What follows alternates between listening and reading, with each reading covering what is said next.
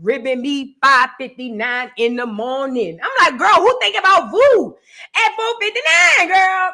And then after that, I felt played. Then after that, I got mad. Because then I was like, who is this? So I went to go reading, and I found out this Gina has emailed me before. So I had emailed her back, and I said, bitch, I know. No, now this is the worst part, because see, God reveals things to me. I ground. Yeah. For the people out there in the bike, for y'all who be thinking y'all gonna get away with the stuff y'all getting away with on me, it's not gonna work. It won't work, because Gina thought Gina was being anonymous when Gina texted me or emailed me what Gina emailed me. Gina just knew I would never knew who Gina was. But Gina, I know exactly who you are. I know exactly who you are. And Gina, I could literally ruin your life right now. But I'm not going to do it because I'm in a healing process. But I am going to embarrass you. I'm just letting you know.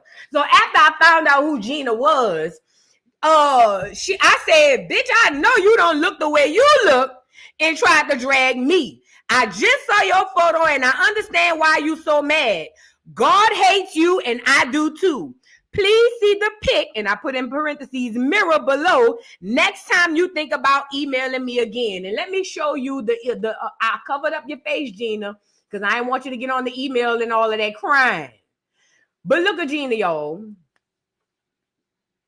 Now, this is a photo of Gina. I covered up Gina's face, so we can't see Gina. But this is who decided to text me. Let me move over. 4:59 in the morning. With hair looking like that girl from Martin when he had pulled the weave out of her hair, and when she was being fake, and she was saying, I keeps it real. You know, Martin. One thing about it, Martin. I may not do a lot, but I keeps it real. That bitch had the nerve to come in the inbox looking just like that lady to tell me that I put on the wig to cover up my forehead. I know you lying to me. Gina, God not only hates you, he hates your crown, bitch. That's why he has sentenced you to death by wigs. Yes, he did. Your hair will drown under wigs all the rest of your days. And it ain't my fault. But you want to rib me at 4:59 in the morning, girl. You should have been going to bed, getting up, getting ready for work. But no, Gina wanted to come to the inbox to tell me that thank you for hiding my forehead. Now, don't get me wrong. You had a point. My forehead big. I ain't never heard from that.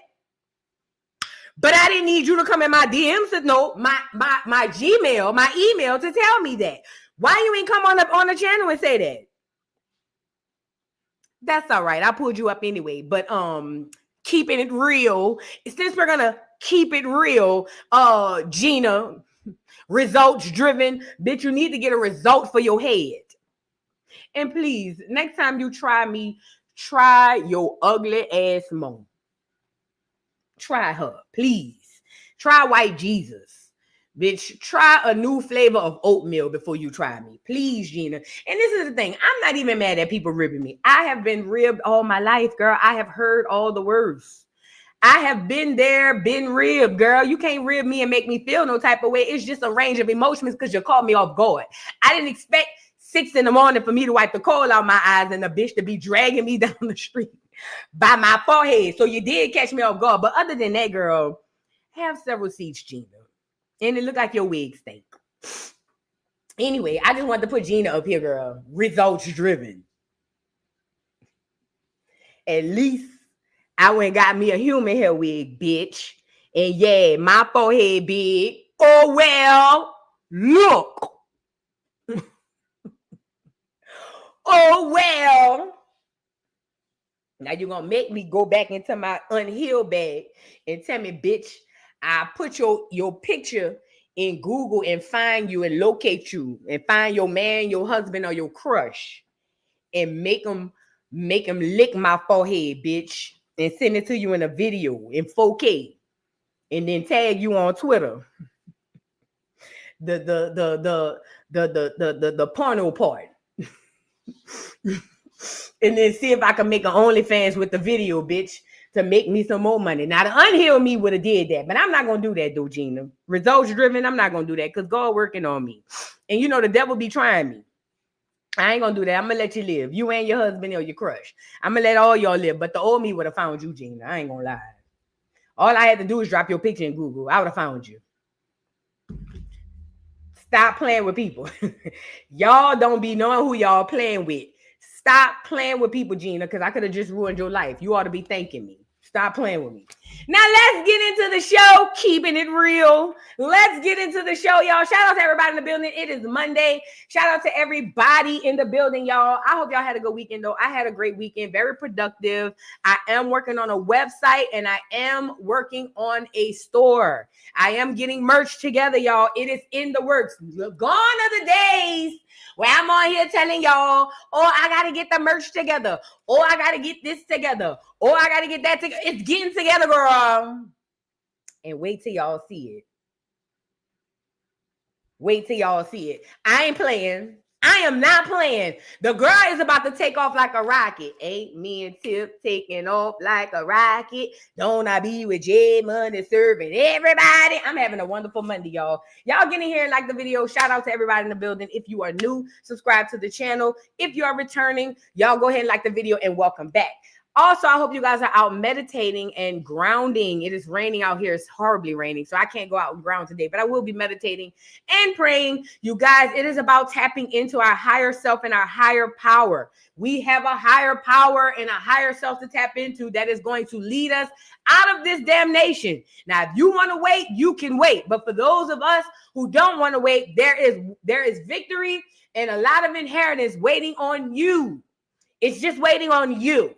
You're the only person that it's waiting on. And I don't know who needs to hear this because I gave this confirmation to 3 people yesterday. 3. And one of my confirmations, this person is going to be huge. This person is going to change the world. This person is going to change laws. This person is going to be huge. Mark my word. I said it. What today is? October 27th.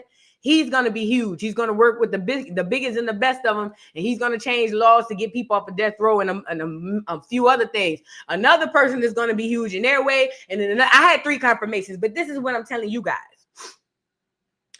As it pertains to us grounding and meditating, we have a higher power waiting on us. And there's a higher connection to the Most High God that has to go only through you. It is your birthright.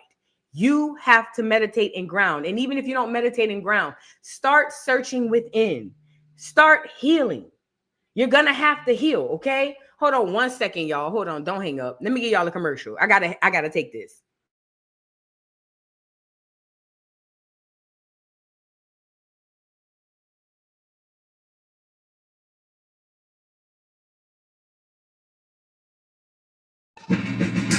All I give is price drops. Come on. Searching for a nice stop. Oh, yeah. Oh, baby, tell me when my flight gon' leave. You gotta. Bags I got, just checked them for free. Oh, yeah. And today, I'll forever be booking you. Book. Come on. Ain't nobody feeling like Jet 2. Jet 2, come on. Jet 2, come on. Stays on my mind all the time. Oh, yeah. 'Cause I'll forever be booking you. I gotta go. I gotta go. I gotta book that flight for the Lord. For the Lord. I gotta go. I gotta book that flight for the Lord.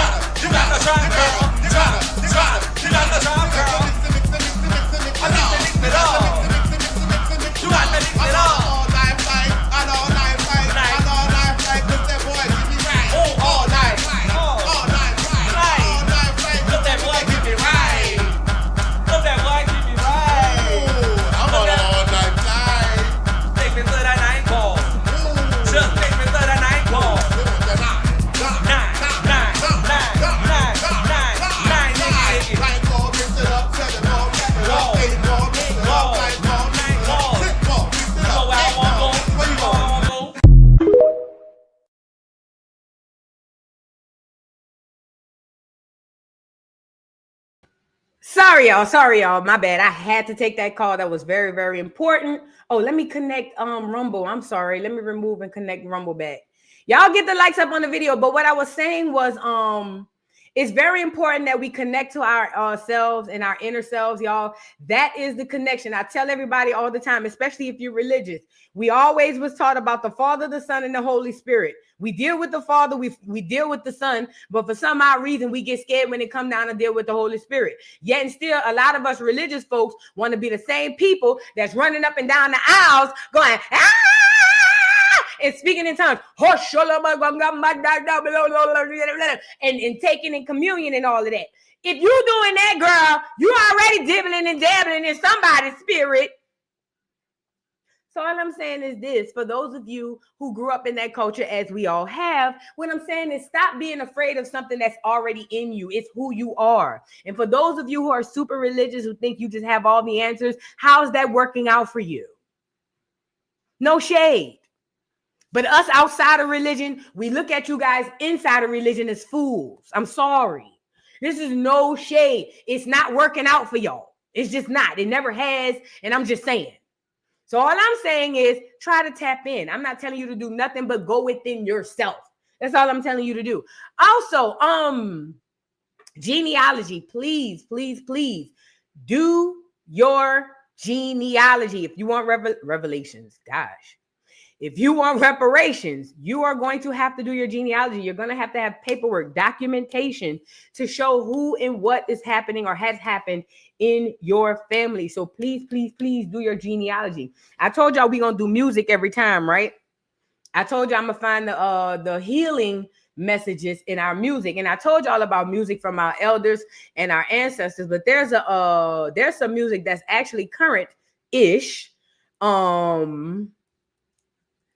That is all about healing. And for women, it's for everybody, but for women, we have all sang this song to the top of this album, to the top of our lungs. We done all put our head back and put that little thingly thing in the back of our throat, get the singing and all of that stuff. Hold on. And not knowing that this album was a guide to how to get over and to move past spiritual healing. And this part of the healing, might I add, this portion of the healing comes from finding love within. That's what this album is all about from start to beginning. And we about to go over it. It ain't going to take long. It is not going to take long. Let me pull it up because I need y'all to see it. I think I'll be reading it to y'all, but I'm a visual person, so I want y'all to see it. All right, let's go. The album or song or music that inspires us to go within, that inspires us that we are whole when we go within, is Destiny Fulfilled. We all know this album. Can you keep up? Baby boy, make me lose my breath. Y'all know the song, girl. I need a soldier. Where you got it? I'm the hottest around and know it when I see him rolling and pilots around. Let's get into how Destiny Fulfilled, the album Destiny Fulfilled, is all about feeling out to fulfill your destiny. It's about going within. Let's get into it. So let's talk with the album. I am a person who looks at albums back in the day when we used to buy, put a 3 in the chat if you remember going to a music store. And when you went to a music store, whether you bought a cassette tape, whether you bought a vinyl, or if you were later on and you bought CDs, it typically came with a booklet, a small little tablet booklet, right? And in this booklet, it gives you a list of songs from beginning to end. They'll have the intro, then they'll have songs, the first track, second track. I say around the third track or fourth track, you might get an interlude. For those of you who don't know what interludes is, because I don't know if they even do albums like this no more, but an interlude was kind of like a break between the album. It was like a bonus track. It only lasted typically 15, 20 seconds, maybe a minute tops. Because back then, an average song was like 4 or 5 minutes, okay? We had longer attention spans back in them days. Back in my days. But anyway, so an interlude might come in, just a little break bonus clip in the album. I never forget Carl Thomas, girl. That clip. Ooh, when he do that poetry. Ooh, how it go? So I am here, I'm saying, say line and praying, and I am laying something hot. Because baby, it's cold outside, and even when it's not, it still is. Go ahead on, girl. This ain't about him though. But listen, they had interludes and then they had songs and then there was an outro. I've always looked at it as storytelling because albums are really storytellers. The reason they call songwriters and artists, or the reason they call songwriters and singers artists, is because they are creating art. It is literally art. That's all music is. And back in the day, the album was an actual like book. When you got the cover, that was the big eye catcher, right? And then when you open that cover, it's just like a book if you read chapters. There's an intro, there's a middle, there's a beginning. You know what I'm saying? There's a beginning, there's a middle, there's an end. And in that, it's always storytelling. It's always storytelling. I don't know if they do music like this anymore, but in the past, all albums was about storytelling. Now, let's get into Destiny's Fulfilled. I never forget where I was when Destiny Fulfilled popped off. It was before Katrina. I was living in Georgetown Apartments, New Orleans, Louisiana, in the East. It was before Katrina, girl. I had a Eclipse. No, Elantra. I had a Mitsubishi Elantra, girl, tore down raggedy. And I played this CD till it scratched, and I played it again, girl. What is you saying? You can tell me nothing about this album, not knowing that it's all about healing and going within to do it. Let's start with the first track. So now the first track is Lose My Breath. Lose My Breath is the turn up song, right? That's what we all do when we feel like we got life in order. We all, can you keep up? Baby boy, make me lose my breath. We in a club, looking good. Life is in order. Things is falling right. Yeah, girl. I ain't struggling, but I ain't hurting. Can you keep up? Then the next thing most people want to do, especially women, because I'm going to go from a woman's point of view, because that's what the album is about. The next step is you want to find you a person, and that's when you come in with a soldier. I need a soldier. You feel what I'm saying? And all in the song Soldier, you had 3 different suitors, and in these different suitors was different men, but to be honest, all 3 of them was trash. The boy up top from the BK, he was trash. He flipped money 3 ways, but that nigga sold drugs. He about to go to jail, girl. You see what I'm saying? The boy down south with the golds and all that stuff, girl, he sell drugs too, and he sip that syrup. You see what I'm saying? Now, granted, they look good in the video, girl. We all, even Lil Wayne, and we seen how that turned out. Don't even get me started. If the Wayne part ain't proof that Soldier was a big conundrum, I don't know what else to tell you. If Wayne is not the result of what would have happened if one of y'all would have picked one of them soldiers and it would have ended up being Wayne, I don't know how to guide you to water. You see what I'm saying? I can only dunk your head down. Does that make sense? You see what I'm saying? I need y'all to follow me. So anyway, but this typically happens in your life journey when you turning up thinking everything is sweet and you are not going within to heal. So this soldier joint, you thinking you coming up on the right person, and the whole time you're attracting all the worst energies that you can. People who are coming in to use you, to take advantage of you, to do you dirty, and it's coming. Let's get back to the album, okay? So now you done found you a soldier down to the club, right? Now you won't cater to the nigga. Now you won't do him. Let me cater to you. Because, baby, this is your day. Treating that nigga like a king, and he ain't worth 2 nickels rubbed together. You know it, but that is good. Been there. That's why I'm telling you what I know, because I'm replaying the things that I did in my head. You see what I'm saying? I know how it is to have a nigga who ain't worth a dime. Sometimes you look at him and your top lip quiver. But oh, that little thing, girl, it make you forget all rhyme and reason, make you go blind like Etta James. You feel what I'm saying? So anyway, you catering to a nigga. Now you're all in love. You got the t-shirt on when you're not here, not realizing you setting yourself up for a kill that's about to really put you in a karmic cycle. You don't realize that you gathering yourself to go right into a karmic cycle. So look, you got the t-shirt.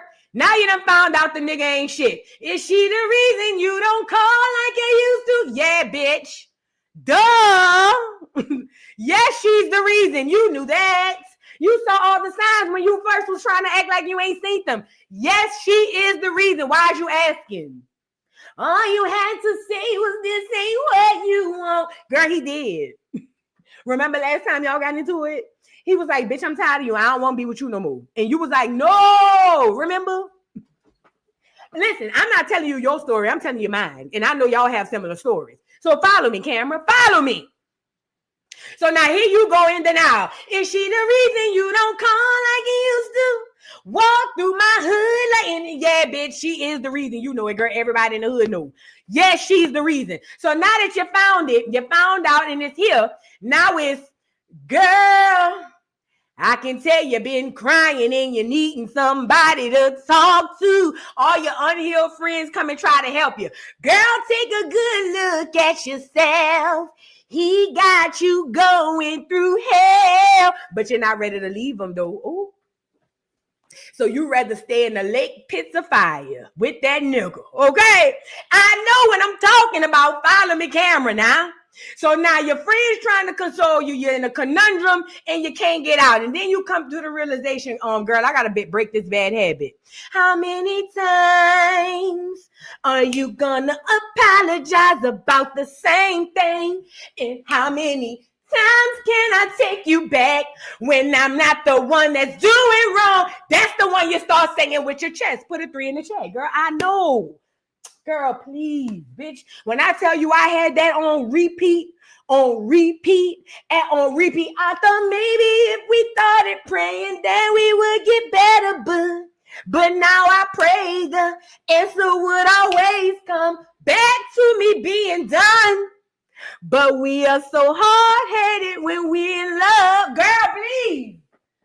I told myself that I would make some changes. Girl, please. Yeah. So now you come into your realization. This nigga ain't shit. But this is the gag. Part of that realization is part of healing is realizing you knew he wasn't shit when you met him. Healing hurts.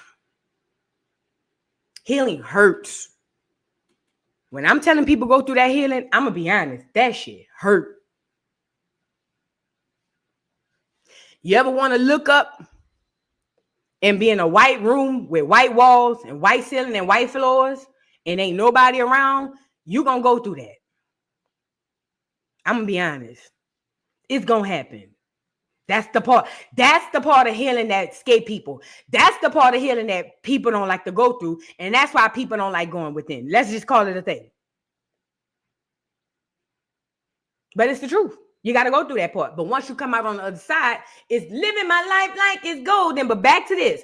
So now that you come to the realization and then you come to more realization is if I don't pick up the phone like I used to, now you don't want to deal with them no more. Now you come to where it really counts. Free. Ain't no feeling like being free when your mind's made up and your heart's in the right place.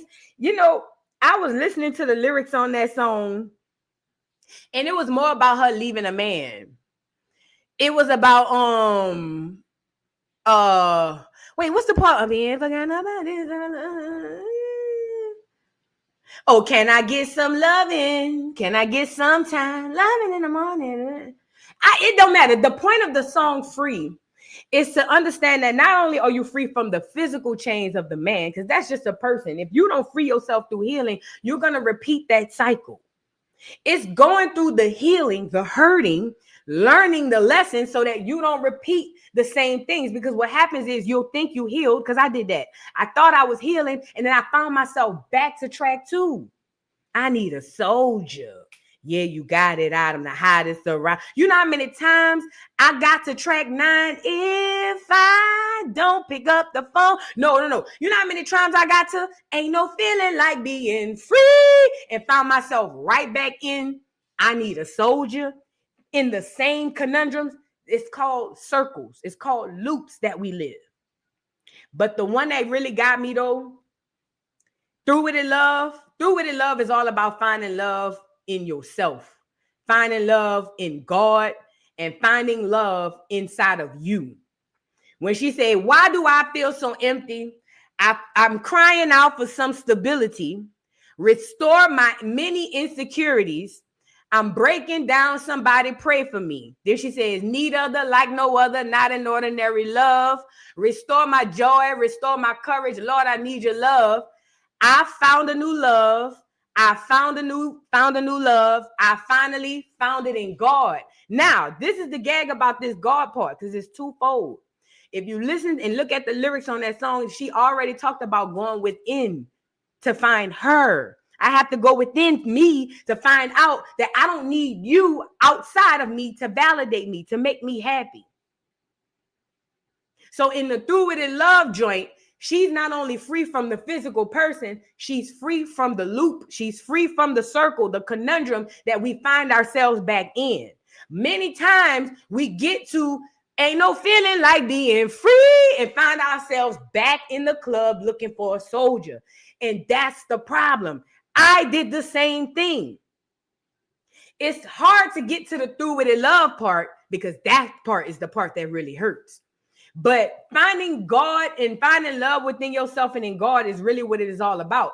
But I was listening to, because I didn't listen to the whole album. I'm not gonna lie to you. I didn't listen to the whole album, but I did listen to a few of the end songs because I love that Free. I don't know why they was just on my brain, but that Free, that Through With It love and all that stuff. It's really it's a buildup. That's all it is a build-up. And I don't know who needs to hear it, but it's just a build-up to life. And we all living in this circle. I don't care if you're a man or a woman. We all living in that same circle. Get out the circle, but you got to go through the hole. You got to go through the healing part that hurts. But that was our inspirational music, giving us inspiration to go through our healing journeys. We just got to be able to have the eyes to see it and the ears to listen. Let's get into the show. We got Verzuz recap. Turk did a watch party. They did Turk wrong. Turk, God gonna prepare a table for you in front of your enemies. Stay tuned. Then we got Sammie got arrested for DV. Ugh. Then we got the robots are replacing humans at Amazon, over 600, I believe. And then Tyler Perry, gave money to Marvin Wynans, the same man who scolded a woman for not having enough money, or at least not coming up when he said he felt like she should have. So y'all get the likes up on the video. Shout out to everybody in the building. Let's get right on into the show. Now, before I want to first give my prayers and thoughts to Jamaica, because what? Apparently there's a huge hurricane happening or has happened in Jamaica, and they say it's bad. First of all, anybody on vacation there, I pray that y'all are safe, and anybody who lived there on the island of Jamaica, I pray that y'all are safe. It says neighbors is terrifying. Hurricane Melissa, which is now Category 5, is set to touch down in Jamaica tonight or early Tuesday as residents and visitors scramble to evacuate.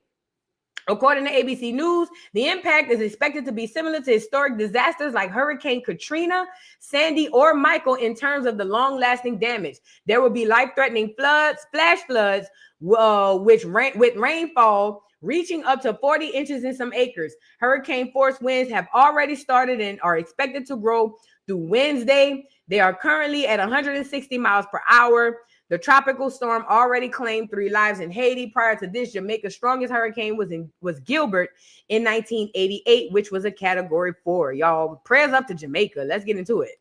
Is now taking direct aim at Jamaica as a powerful Category 5, facing catastrophic and life-threatening flooding as this multi-day storm prepares to strike the island. You're asked to evacuate now!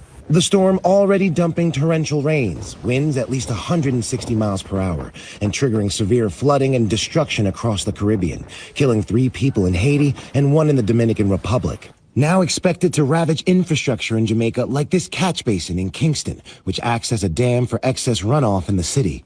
This is the catch basin for the Hope River here in Kingston, and it's supposed to help mitigate flooding throughout the city. But with that wall of water from Hurricane Melissa coming through, it could potentially overwhelm this entire structure. It's a very dangerous hurricane that is approaching us, and we want to make sure that every Jamaican is safe. Here in Kingston, anxiety is rising. Shelves already empty at supermarkets, with shoppers grabbing bottled water, canned goods, and flashlights as families prepare for power outages and sheltering in place. We're trying to stock up on essentials. With all major airports now closed on the island, many tourists suddenly finding themselves stuck, caught in the path. I'm like, how am I going to get home? We spoke with Donnelly Gordon, an American visiting from Atlanta who has been desperate to get off the island since Friday. Now we'll have to ride out the storm. They're blocked out flights all week, like completely. Nothing leaving out of the country.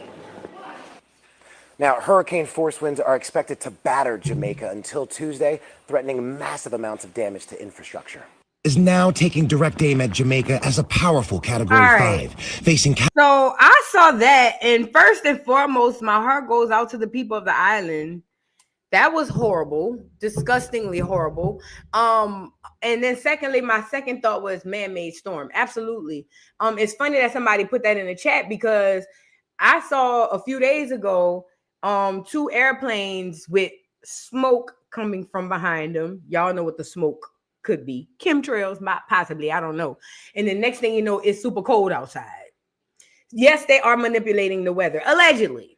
So I thought that too, just like Katrina, you know what I'm saying? But neither here nor there. I need my people on the island to be safe, especially if you're from America and you stuck in some hotel, even if you're not from America. All people of melanated, indigenous regions and origins, please be safe. Please find somewhere to buckle down and shelter in place. And it's a person who done been through many, many hurricanes. The island people know it. But y'all better find somebody to buckle down with. Because you don't want to be jacked. Well, then again, you got to be safe with that too. I don't know. Y'all just be safe. But let me say this, though.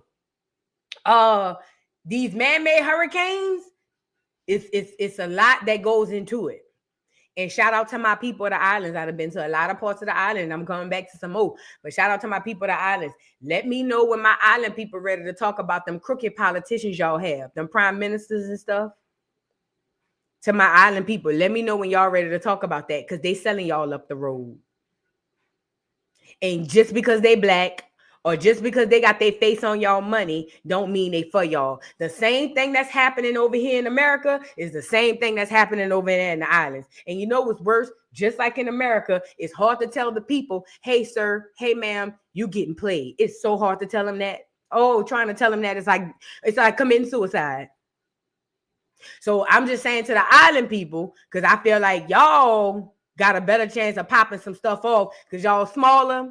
But let me know when y'all ready to figure out how to get them corrupt politicians, them prime ministers and all that up out of there because they are not your friends. And if there's anything going on with them hurricanes, I ain't saying they in on it. I'm just saying they around the corner. Maybe, possibly. I don't know. I could be, I don't know. But I've been to many Caribbean islands. Many. And I've realized through my healing and through my ancestral work is because y'all ancestors been calling me down there. And I got something cooking for y'all. For y'all. It's going to be good for y'all. Don't worry about it. I got something cooking for y'all. But what I'm saying is I need y'all to keep that energy. You feel me? Because I'm a visitor coming in. You feel what I'm saying? I need y'all to keep that energy. I got something cooking for y'all, though. I got something cooking for y'all. Yay. I got some cooking for y'all. So I'm just saying, let me know when y'all ready. And I'm dealing with my people, but let me know when y'all ready. But yeah, my prayers go out to the people on the islands, though. My prayers really do. Y'all get the likes up on the video. Now I want to go to, hold on. Yeah, let's get this together. Because when are we going to have the conversations? We are adultifying our little girls too young. Bow Wow's daughter, 13. Let's put this in perspective. She's a beautiful girl, very beautiful girl. She's 13. This is highly inappropriate for a 13-year-old. Highly inappropriate for a 13-year-old. This little girl may not even have her cycle yet. 13. And you got people in the comments saying, oh, if y'all saying something wrong with this, something must be wrong in your head. See, that reverse psychology that y'all be doing, it ain't gonna work. Y'all, like when people call out when y'all be down bad, y'all try to flip the narrative to make it seem like, oh, it's you. No, bitch, it's you. It's you. She's 13 years old. She's wearing a sweetheart neckline. She might not even have her cycle yet, and you bitches put a sweetheart neckline on her in a form-fitted dress that looks like a cocktail dress for somebody in their 30s. She's too young, and y'all wonder why the churn running the parents. You wonder why you scared of your churn. Because it is. There you go. There you go. There you go.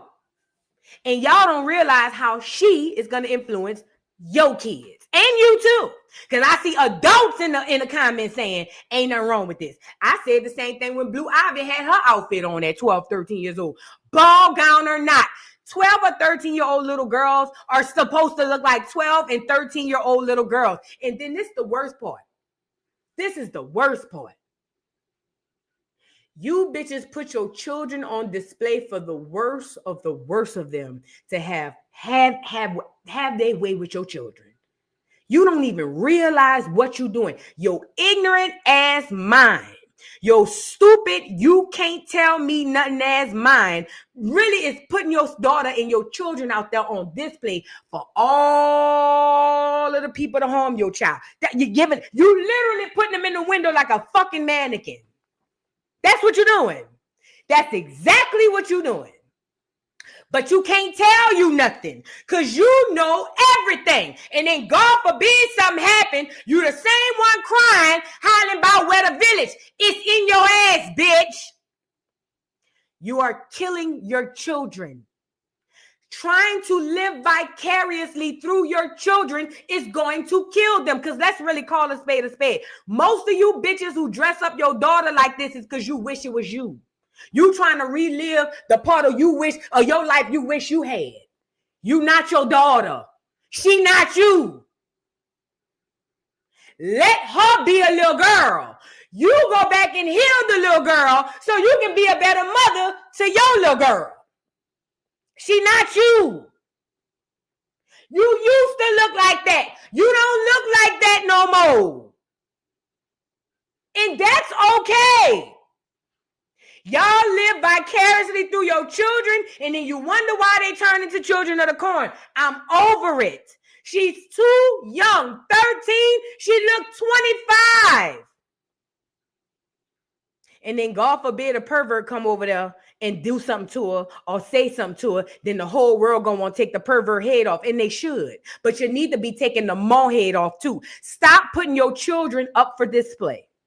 You are not your children. You can't relive your life through your children. You had your time. If you lost, you lost. She too young. And by the way, I ain't saying this is what Bow Wow is doing. A lot of celebrities sell their kids. While you praise them and hold them up to high regards as gods, they sell a churn. They sell a churn. While you praise them and say they can't do no wrong, Northwest, they sell a churn. Dummies. So keep praising their kids. Go ahead while they sell their kids to the highest billionaire with a penis this big. Go ahead. Go ahead. Keep praising their kids, because that's what's going on behind the scenes, but y'all don't want to talk about that. Then if I say that, then I'm wrong. You wrong. And something wrong in your head for you to dress a 13-year-old little girl like this. Something is wrong in your head, and you need to go get it checked. The mo and the paw. Then y'all gonna be the same women on here wanting to do support groups and all of that when somebody get violated. And I'm not saying you should be violated. Nobody should be violated. But God damn it, if you want your children to be safe, you gotta protect them, not put them on display. That don't go like that. Don't put them on display, then get mad with the results. That doesn't make sense. Now, another thing I want to say really quickly. This boy here, Gucci Man. We all know that ain't the real Gucci Man. We done all talked about it. We done all laughed about it. We done joked about it. The truth lies within the joke. Remember he did the song, Go Ahead. Shorty got an ass on her. I'ma put my hands on her. Okay, the girl Mac Breezy, who did the song with him, I'm trying to figure which, no, that's his part. Which is that I'm in the club, bitches screaming, who the hell is that? It's the girl with that ass all on her back. I got that fire. Yeah, her. He was dating her at a time. We talked about it on this channel. A lot of you guys maybe knew. But he dated her when they were doing that music, and they both had mental issues. I told you that she was the one who came up and said that they both were bipolar and on medication together, okay? So anyway, he ended up going to jail, and she lost contact with him. Keisha K.R. stepped on the scene, and she hadn't heard from Gucci since. Now, since then, she has battled her mental illness and actually has beat it or still is fighting and still beating it, right? Shout out to this young lady for doing that. And she had came out and done interviews in the past talking about how she don't believe that this is the real Gucci, how she knew him in real life. They dated for years. And basically, that could not be the real Gucci. She has been very vocal about it. She's always said that she felt like Keisha Kayor was a handler or doing something to Gucci. And people are so fascinated with money and what they believe to be success, that's all they start and stop with. So even when she came out before, people was like, oh, you just mad, oh, you just hating because Keisha fine, because Keisha got money. He gave her $1 million and came back and it was 6 and this and that and the third. Y'all really believe money solve all y'all problems, and that's why the people who believe that will not make it into the new kingdom. Neither here nor there. She has been very vocal about that. And since recently, she had did a song or something coming out after that Keisha Kayor interview, basically saying that she feel like Gucci is jacked up. Let's get into a little bit of it. I hope it ain't copywritten, girl. Let's get into it. Free Gucci. Get out, get out, get out, get out, get out, get out, get out. Free Gucci. You thinking what I'm thinking? Man, some ain't right. Gucci, is you in there? It's so blank, right? Is that your handler or your wife? Cause some ain't right. Fuck Keisha, free Gucci. That shit ain't right. Free Gucci. You can't come out the house. You can't pick up your phone. You cut off all your friends. Can't go nowhere alone. Who what we miss you, dog? You just ain't been the same. Ever since she been in the picture, you been acting strange. You must be hypnotized. Can't stay under a spell. You in a sunken place or something, better break out of there. Kidnapped by security, held against your will. One snap of her finger, now all of a sudden you heal. Really? Episodes I had a lot of those, I bounced back, now I'm straight. You wasn't never weak, it's about time to speak, cause I've been there in your place. Put your foot down, take back control. The man is the head of the household. You an OG, she a trophy. I never forget what you told me. So okay, that's Mac Breezy, and that's what she had to say. Now, if you could hear her voice and her flow, you could tell that they come up together. They sound alike. And if you listen to that Go Ahead, you could tell that they had the same vibe. Now, her, like I said, she dated Gucci in real life. As a matter of fact, they was on stage and Gucci punched her in the face. Like cold clocked her, knocked her out, boom, in the face, having one of his episodes. And she forgave him for it because they both were dealing with mental issues. However, the song she wrote was basically talking about how he hasn't been right since he went into jail and the whole thing with Keisha, and she feels like he's under a spell. Now, a lot of people who are into spirituality did see that, and a lot of y'all don't understand how spirituality work and how spells work. Gossip is a form of spell work. And I don't mean just saying, girl, you heard this. Anything that you say to manipulate an outcome is witchcraft. For instance, if you know that your friend is about to get $1 million check if they walk down the street. Like let's say, for instance, you know you have a friend and you know for a fact if they walk to the left and down that street, there's $1 million wait for them. If you do anything or say anything to stop your friend from walking down that street to getting that $1 million, that is witchcraft. It's all it is manipulating outcomes. You cannot do that. And gossip is a form of witchcraft. If you gossip to where it affects someone's outcome, that is witchcraft. So when people were saying, especially people in the spiritual community, when people were saying that they believe he's under witchcraft, they were looking at the way that Keisha was talking, looking at the way that she jumped in and answered the questions, looking at the way that he had to look to her to even answer certain questions. She was very controlling, very domineering. This is not the way you talk to your wife. And all. That is manipulating an outcome. That is witchcraft. Whether you want to believe in witchcraft or not, let's take the word witchcraft off the table. She, in that position, if I am to believe what I saw, is manipulating an outcome. A lot of people do it. And when y'all start to understand it, you're going to start realizing that the people closest to you are doing it to you right now. Witchcraft is manipulating an outcome. Do gossip, do spell work, do physical, with money, it don't matter. If you manipulate something that's destined for somebody, that is witchcraft. So when people were looking at Gucci sitting with Keisha, they were saying that because they realized that it seems like he's under a spell. We know the old Gucci and even medication. And listen, my nephew is a schizophrenic. I told you that. He's on medication and even heavily sedated on medication. He is who he is. His personality is his. He's just calmer on the medication that works, and sometimes the ones that don't makes him go through the roof. But it does not change who he is. And he's been on many, many different medications. It has not changed who he is personality-wise. Gucci is a whole new man. Him sitting there, allowing her to speak over him and all that stuff. I'm not saying that he couldn't evolve to that, because he could, but it's just not in the character of who he is. Anybody who changed that hard, you got to ask yourself, is it genuine? Because it's really hard to change the core and nature of who you are. It's easier to adjust it and tweak it to make it work for you than to completely change it. Does that make sense? So Gucci came home, this new person. He's been with Keisha KR. Y'all so stuck on the fact that he allegedly gave her $3 million and came back home, it was $6 million. Y'all not even looking at the fact that this man is not the same man that went into jail. He's not. He don't talk the same. He don't act the same. His energy ain't even the same. His energy is nowhere near the same. I believe it's a binding spell too. Binding spell, sex rituals. Yeah, I believe it's all type of stuff. And you got to keep in mind, for the industry, they would want him to have a handler. Hello. What did Cat Williams say? How did he describe all the handlers? Light-skinned, weird-looking women. Hello. And I'm not saying she weird-looking. I'm just saying that's how Cat Williams described it.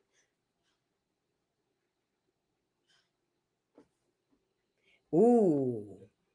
You got the right name, because you said that in plain and simple terms. He's a shell of a person. You're looking at a person with no soul. That new Gucci man you seeing don't have no soul. He just a man who has a spirit. But that soul that we knew is not there. So rather you believe in clones and all of that, that's on you. But that man that we see is absent of a soul. I don't give a damn what none of y'all say. Or at least the soul that we knew. Now, he might have a new soul, but the soul, I done been to see Gucci in person. I done seen Gucci in the club. I done been in the club and he done been in the section. I've seen that person, this new Gucci don't have no soul. You wonder why his music don't sell, why he hardly make it? The soul is gone. We all know, especially in us, for Black Americans, if you don't have soul, the music don't go. Before, don't matter what he was rapping about. Trapping, killing, it don't matter. That soul attracted you. It caused your energy to say, what the hell is that? It caused your energy to turn around and say, who that is? It was the soul that attracted your soul. Now, I even tried listening to, I used to love this song. I'm getting money like I want to make love. I want to make love. I love that song, especially with Nicki Verse. I love that song, but it was something missing about it. He don't have no soul. Even on that, I drink till I'm drunk. I smoke till I'm high. He don't have no soul. It's just, I'm so fresh as hell. Gucci did this, that as well, man. That's there, man. Hey, niggas stretching on me. Hey, niggas stretching on me. Hey, it's incredible. Hey. And it's just like, Gucci ride the beat. How old girl did on Good Times? Savannah. You gonna have me you have to buy me a couple more of them there furloughs to make up for this here. Girl, I was like, what is that? The song is fire, but that Gucci don't have no soul. So I'm with Mac Breezy, and a lot of y'all too. Stop looking at how people look. Y'all, that's y'all problem too. Y'all see these Instagram women and think that they this, that, and the third. Y'all ain't never seen Keisha in person. That bitch probably look like a man again. You see what I'm saying? Stop looking at people's looks. And that's a lot of problems too. We got to get back to loving people from the souls, not from what they can do or from the looks, because that's how we getting played and keeping ourselves in these loops. I think that something is wrong with Gucci. I don't think that's Gucci. Gucci is gone. When Gucci went in jail, he ain't come back. That's what I believe. I could be wrong though, but I believe that. Now in some educational news, yo, Marjorie. My ex has an aunt named Marjorie from Georgia. Check out this Marjorie character in America. ancient black character. Check out. Marjorie, the Moorish Countess Marjorie, was a dark-skinned Pictish woman from 1256 to 1292 AD. Check the timeline. The daughter of Neil, Niger, check the spelling. The Earl of Carrack, who was a son of Donachad, same as Duncan, meaning swarthy. Look that word up right there, swarthy. Swarthy, Moorish, all those are terms for black. Swarthy, Moorish, Niger, that's another description for black. It's going to be a connection there. The Moorish princess married Robert de Bruce and gave birth to a son named Robert the Bruce, who became the first king of the Scottish Bruce dynasty. The princess godson David II became the second king of the House Bruce. Right there. This is why I want to pause it. In Chicago, it's a beer company named Three Floyds. They got a beer that's called Robert the Bruce. That's not cat, guys, by the way. Her granddaughter, Princess Margaret, also called Marjorie, married Walter Stewart VI and became the mother of Robert II, who became Scotland's first Stuart king. It was the Stuart dynasty that brought forth today's King James Version of the Bible. Why didn't you? Did y'all catch that? This is how connected, and let me tell you something, because in the family cemetery that I have, it says somehow that we connected to Jesus, and I said, no way. But listen. So these people who were ancient royalty, black Scottish, I believe they might be reptiles too. But look, these black Scottish people who were rich have connections to the King James Version. Tell me. That's where you get the foundation of the original King James Version Bible. That niggas in his back. And they ain't hit the like button yet. We've just destroyed everything they told us about who wrote the so-called Bible. The people that wrote the so-called Bible look like you and I. Yeah. Copper complexion, olive complexion, swarthy complexion. They were not pale skins. Yep. You want to go a little further? This is crazy. This is crazy. This is crazy. The King James Version of the Bible, which was authorized and named after a Moorish man named King James Stewart in 1611. What else they been hiding? The Bruce dynasty was a direct descendant of David I. David I was the great grandnephew of the Pictish king, King Niger. See why I tell y'all genealogy is so important? You know how good it is to be like, I know who my great grandmother is, great grandmother, or my great grand. You know how good that is to say, oh yeah, I can go back about 8, and not only just be able to say it, to go back and make some shit happen, make some shit change for you today. Like, keep that in mind. If Duff, Dub, or Duffy. And remember, this swarthy is a complexion. That means melanated. And I told y'all this before. I told you guys this before. I told y'all the clear man is in my opinion, the clear man is a cop-out. He is a made you look. He can't be the one that's originating this stuff. He can't be. He's not. He hasn't been here long enough. He would have to be here long enough to listen. He's not old enough to be the person behind it. He just, to me, he's the person that's representing the people that's behind it. But the white boy is not the person behind the shit that's going on with us. I'm telling you, it sounds crazy. When it first came to me, it sounded crazy to me, but it's the God's honest truth. Mind you, all of the people from Europe were swarthy colored, melanated people, because everybody on the earth was melanated. I told you, they say the white folks 6,000 years old. I don't believe they 6,000 years old at all.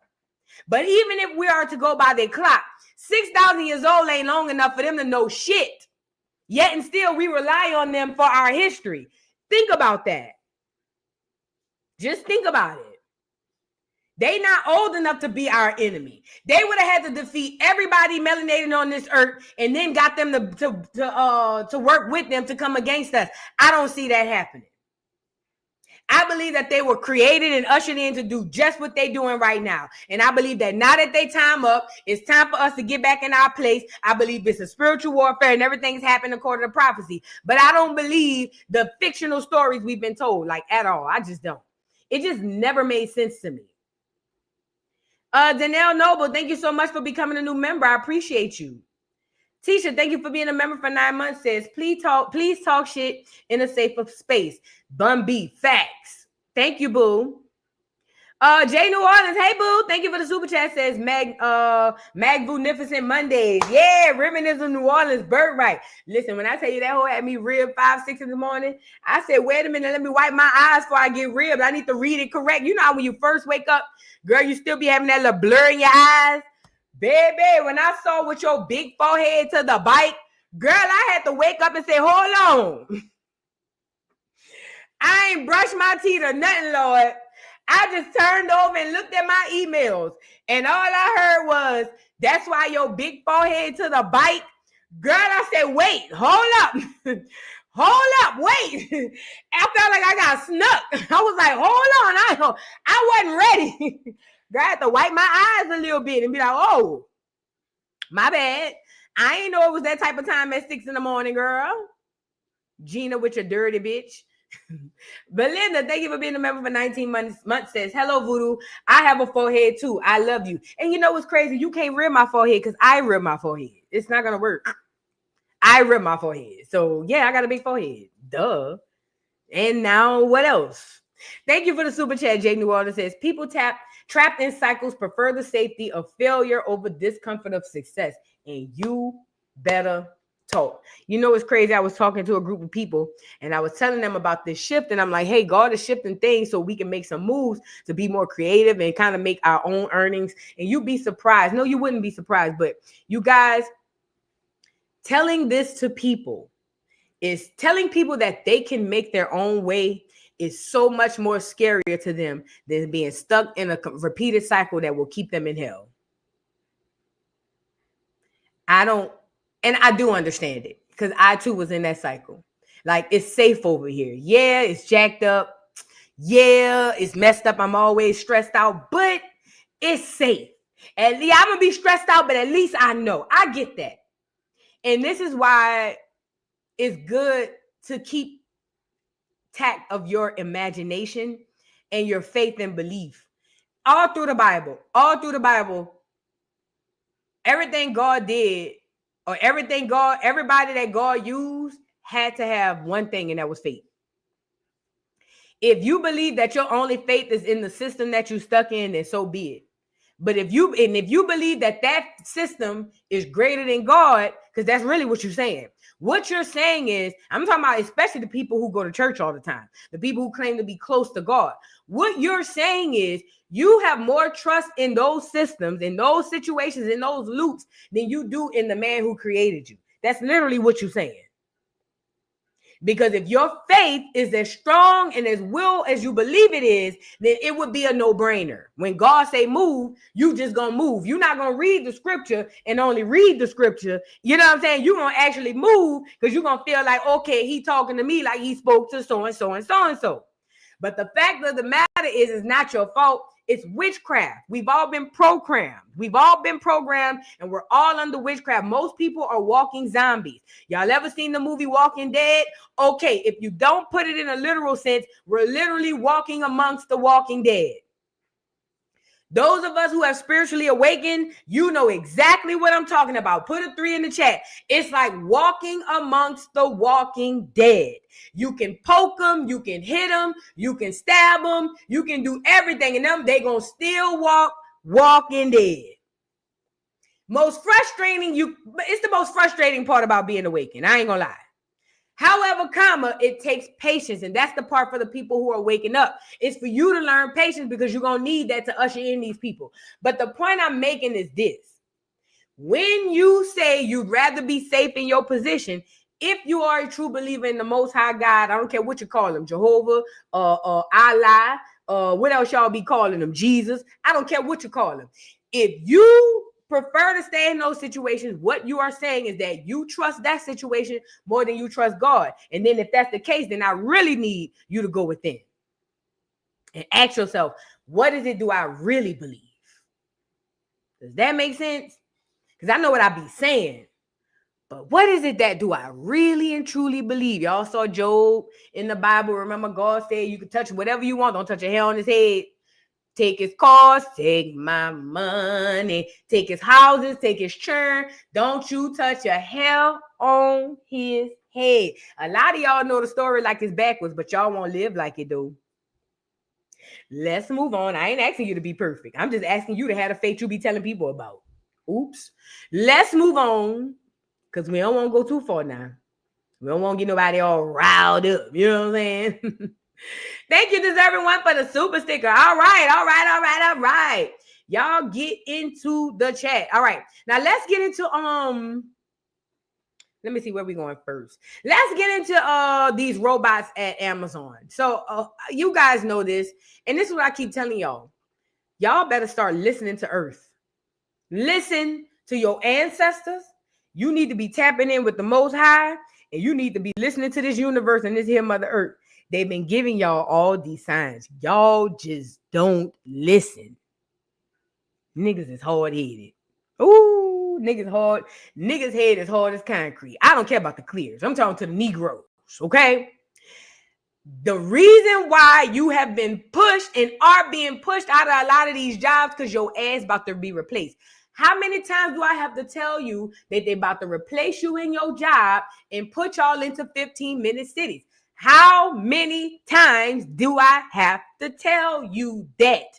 When you go to Walmart, they got 2 lines open with people that are cashing out people and 59 lines open with a computer. Do you not see the proof in the pudding? You still going to college to get these jobs that you won't be able to have. They are going to get robots to do them. Yes, even doctors. Yes, robots do surgeries. I've seen robots do rotator cuff surgery. A guy I dated had a rotator cuff surgery. Robot did that. A guy I dated had a knee surgery. The robot did that. Hell, I dated a guy who had heart issues and had a heart transplant, and the damn robot helped him do that. Don't tell me what I ain't talking about. I know what I'm talking about. I ain't wrong. I'm early. And I ain't the only one saying this.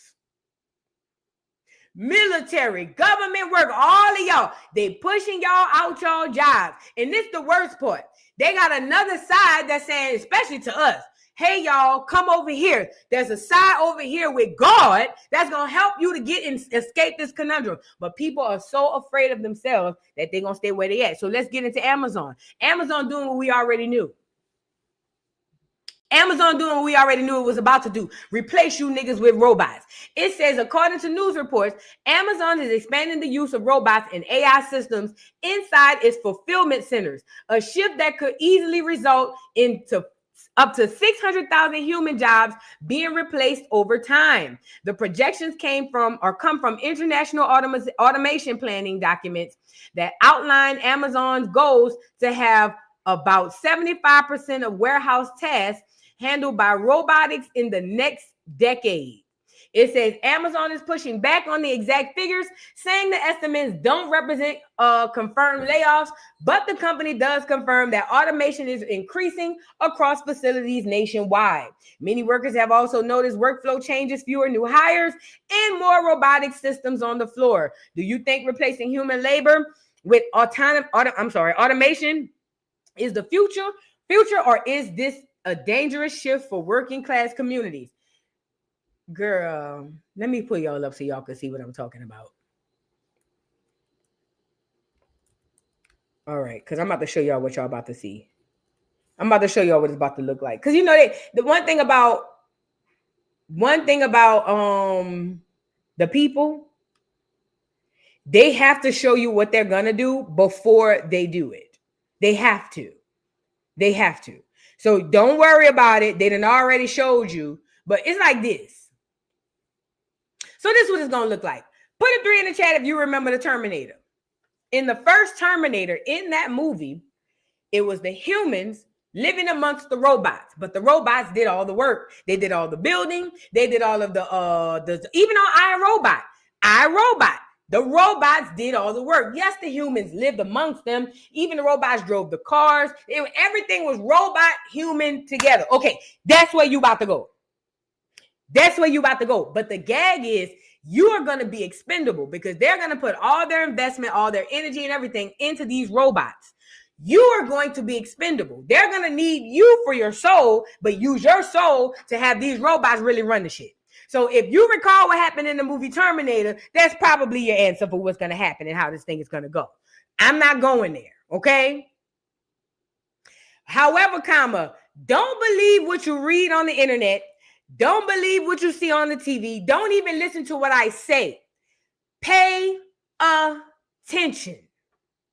How that song went on what you call it? If you want to be somebody, if you want to go somewhere, you better wake up and pay attention. That's what we about to be in. 5 years tops. Oh, yeah. 5 years tops. You're going to be walking and the robot going to be right next to you. You're going to be at the grocery store and the robot going to come and say, hi, may I help you? And at first it's going to be weird. Then you're going to be looking for the robot when you come back in. Does that make sense? And then he's going to be picking you up at your Uber. Then he's going to be at the store. And then next thing you know, he's going to be in your house, babysitting your churn. And then we all seen the movies that happened after that. Does that make sense? Elon already came out and said that he making the Tesla robots affordable. I think he had one down for $15K. I know niggas spend more than that to go on vacation, so I know niggas gonna get them one. Did he not have the robots over there on Kai Cenat channel? This is the thing. The enemy can do whatever they want to us as long as they tell us what they're about to do. 5 years tops, we're going to be fully integrated into the machine and the man. It's going to be a parallel situation. The machine and the man. The Terminator. Yes. Parallel situation. The machine and the man. This is a part of that spiritual warfare we're talking about. I suggest a lot of you go back and watch these movies. Terminator, all of the Matrixes. It is going to teach you a lot. I suggest you go back and watch them old robotic movies. Go watch Back to the Future. Go watch all the those are all of the movies telling you what they are going. Yup, Total Recall. Go watch all them movies. All of those movies was them giving you the blueprint of what they were planning or planning to happen. It'll give you how it's going, how they plan to go. I'm not telling you how it's going to go. I don't know. But I'm telling you how they planning for it to go. And most of it is typically accurate. So if y'all got these movies or y'all want to go rent them and y'all looking for something to watch on a Friday night or a Wednesday night or whatever, the Jetsons, yes, go back and watch the Jetsons. Go back and watch the Jetsons and go back and watch the Flintstones. And you're going to realize we living in the Jetsons and the Flintstones right now. But that's a whole nother story. Go back and watch that stuff. Why you think TV is so saturated with Tyler Perry?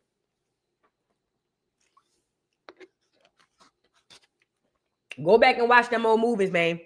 That's where we're headed. So even though they're saying, oh, we don't know about those numbers are fudge, don't listen to that. They're telling you, like, listen to this comment right here. Words are very important. Words are very, very important. Look at this comment. Look at this work right here. This is how you know what it is. Amazon is pushing back on the exact figures, saying the estimates don't represent confirmed layoffs, meaning they saying, oh, we ain't lay off that many people. Well, how many did you lay off? We ain't saying.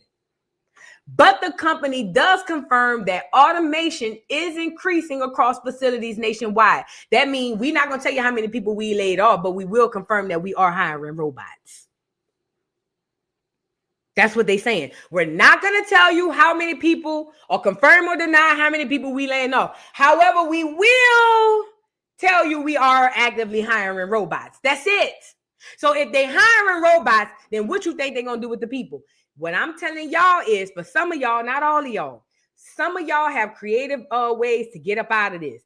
First of all of us need to be going in within. But a lot of us have spiritual inheritance, generational inheritance waiting on us to escape this right here. This shit is biblical, man. This is Bible prophecy we living in. All that stuff y'all heard when y'all was cheering, you living it now. Okay? Aliens, all of that stuff. You about to start seeing all of that stuff in real life. It ain't gonna be no, oh, I saw this and everybody looking at you crazy. Because we all about to start seeing this shit. All of it. It's real. It's here. You can sit up here and act like, oh, it ain't gonna be in my lifetime. Girl, you welcome to the party. You're late. It's already here. What I'm telling you is our ancestors are calling on us to escape this prison, because it's gonna be a prison. And this is not a scare tactic. It's just what it is. Go within. Please go within. That's all I'm saying. So yeah, they about to take y'all jobs. And let me tell you something. Once they get y'all in these 15-minute cities, you are going to be beholden to the people. You're going to count on them for your food, your water, your transportation, your freedom. Oh yeah, because if they tell you you can't come out that 15-minute city, guess what? You can't come out it. They're gonna chip your ass. Y'all ever seen the movie Time? Put a 3 in the chat if you ever heard that scene in the movie Time. It's an old movie with Justin Timberlake, I think it is. But it's a movie where they put these chips in your arm right here. And basically, the currency is time. You could kill people for their time, or you could steal time, you could rob people for their time, or if you were rich, you could buy more time. So no matter if you were a good person or not, once your time ran out, you were done. Okay, same situation, same shit, different toilet flushing. Go back and watch these movies. Go back and watch these movies. Star Wars, yes. Go back and watch these movies. If it come to your head, that's your ancestors telling you that's the movie. Go back and watch that movie. It's going to tell you a lot about what's happening right now. Book of Eli, that's about aftermath. Go back and watch these movies. I'm telling you. It's all blueprint as to what happened. To my Bible thumpers, get in your book. You know more about what's happening than anybody. A lot of y'all just don't know it yet. To my Bible thumpers, y'all know more about what's going on right now than anybody. Get in the book, stop being judgmental, and help your fellow brethren, okay? Ooh, The Fifth Element, I forgot about that. Blade Runner. You know what else too? RoboCop. Y'all remember RoboCop? Ooh, Demolition Man. Ooh, go watch all them movies. Go watch all them movies. I'm telling you, go watch all them movies. They telling you everything that's happening right now. Ariel, thank you so much for the super chat. Says it's in the Bible that we are from the 12 tribes of Israel. Facts. We are the Israelites of the Bible. She says, Christ is from the tribe of Judah, so are we. I sent the scripture what tribe Christ is from. Hebrews 7:14. Oh, that's a fact. I already know. You ain't lied. We definitely are the chosen. And we are definitely of the tribe of Judah. That's not even up for debate. But yeah, thank you so much for saying that. And like I said, to my Bible thumpers, y'all, we need y'all. But we need y'all to put that judgmental part aside and come help. We need y'all. We need y'all. Because y'all been studying and reading this shit for years. We kind of abandoned it. We need y'all. And to people who interested in the Bible who don't have an attachment to it, we double need y'all. Because y'all going to be able to give us a better perspective for those of us who don't plan on getting the book. But you guys are going to be able to give us a better perspective on what's happening because you're not coming, you don't have nothing to judge or come from. Does that make sense? So we need y'all. We definitely do. It's time to come together. All that separation over with. Time to come together. Time to come together. Y'all get the likes up on the video. Please and thank you. Get the likes up on the video. Now, girl, what happened? Hold on. Wait. Do I want to go here first? What happened to Sammie? Sammie got arrested? The boy? The singer boy? What he used to sing? Oh, baby, you got what I... No, that's Mario. But you say I'm just a friend. The singer boy who was over there with Ray J and them. He seemed so nice and so sweet, but they say he knocking bitches upside the head. It says singer Sammie was recently arrested in Henry County, Georgia on charges of battery, family violence, and cruelty to children, according to public records. The mother of his children or his child has shared photos online showing bruises and claims that the incident took place in her home. Sammie has responded briefly, stating he will let the courts handle it and did not provide further details. Now, this the girl. I haven't been on this page in a minute, but y'all know every time I'm on here to stay tuned. Yep.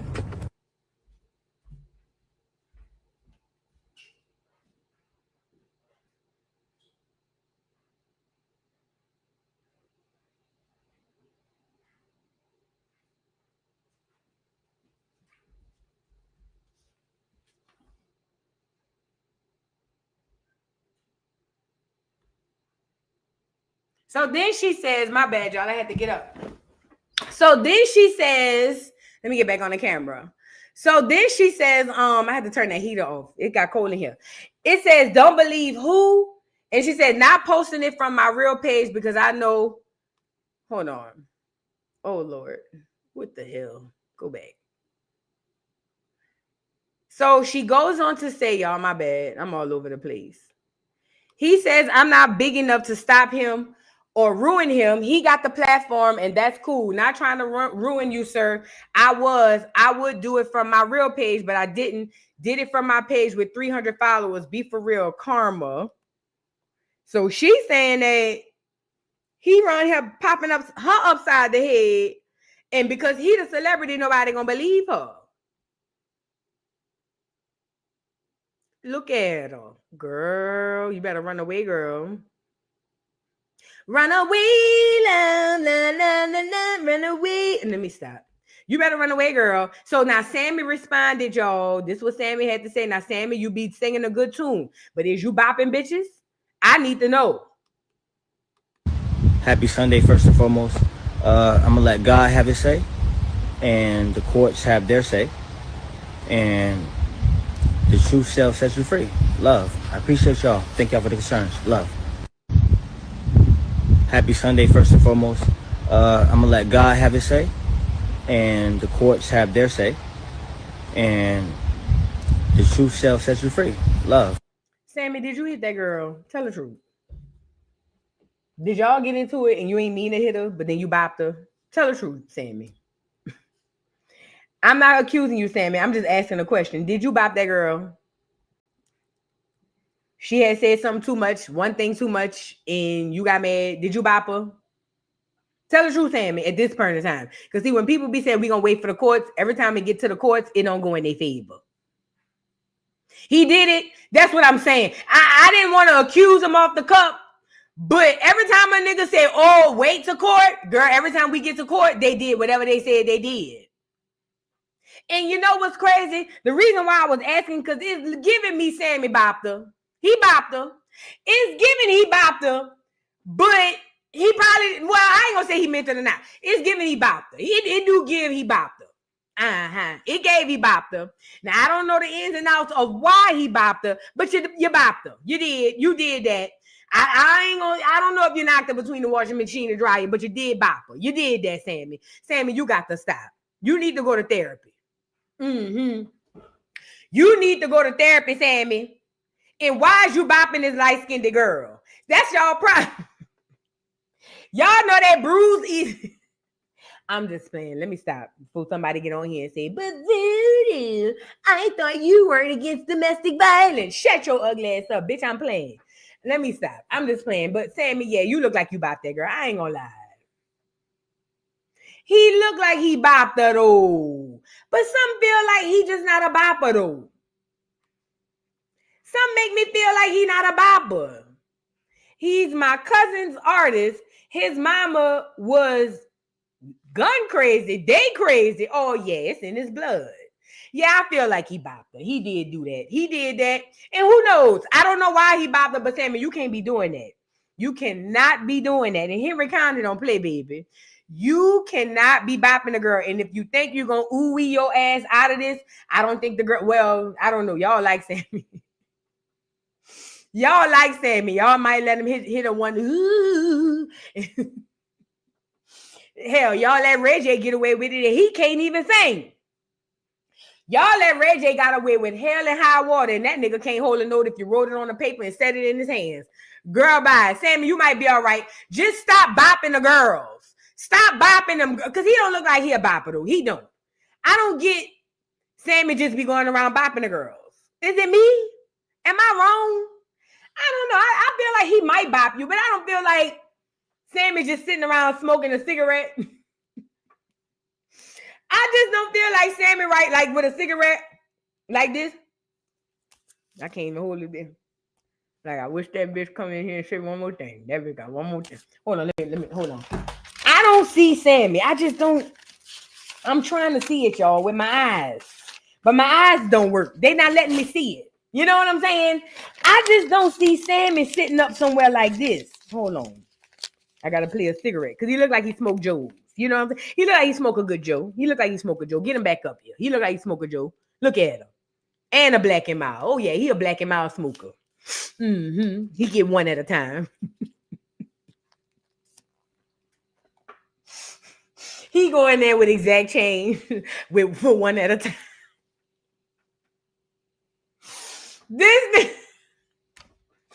Wait. Nigga said Sammie going in the quick trip with exact change for one black at a time. Man, watch out. All right. I just don't see Sammie. I'm just saying, I don't see Sammie sitting somewhere like that bitch come around here one more time. I swear to God. That bitch got one more time to call me a bitch ass nigga. One more bitch ass nigga. I swear to God. She called me a bitch ass nigga one more time. I'm about to piss out of her. I don't even hate bitches, but I swear to God, I'm about to piss out of her.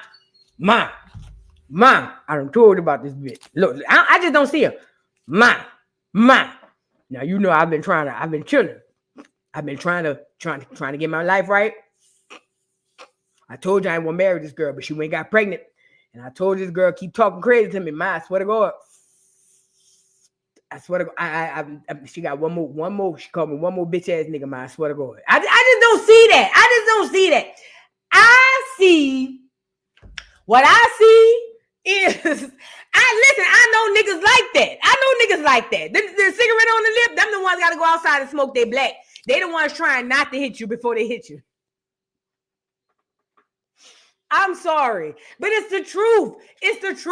Them the niggas who trying to go outside to avoid from hitting you, but he's still gonna come back inside and hit you anyway. And this the worst part. The bitches, most of us women, we already know it and still be talking shit. So, ugly ass, you and your mom, you already know how this nigga is. You know he fight. You know he fight, girl, bye. You know that nigga get crazy and he get the windmilling. But in the moment, you don't care. Fuck you and your mama, bitch. Da. And he outside. That bitch got one more bitch ass nigga to call. One more.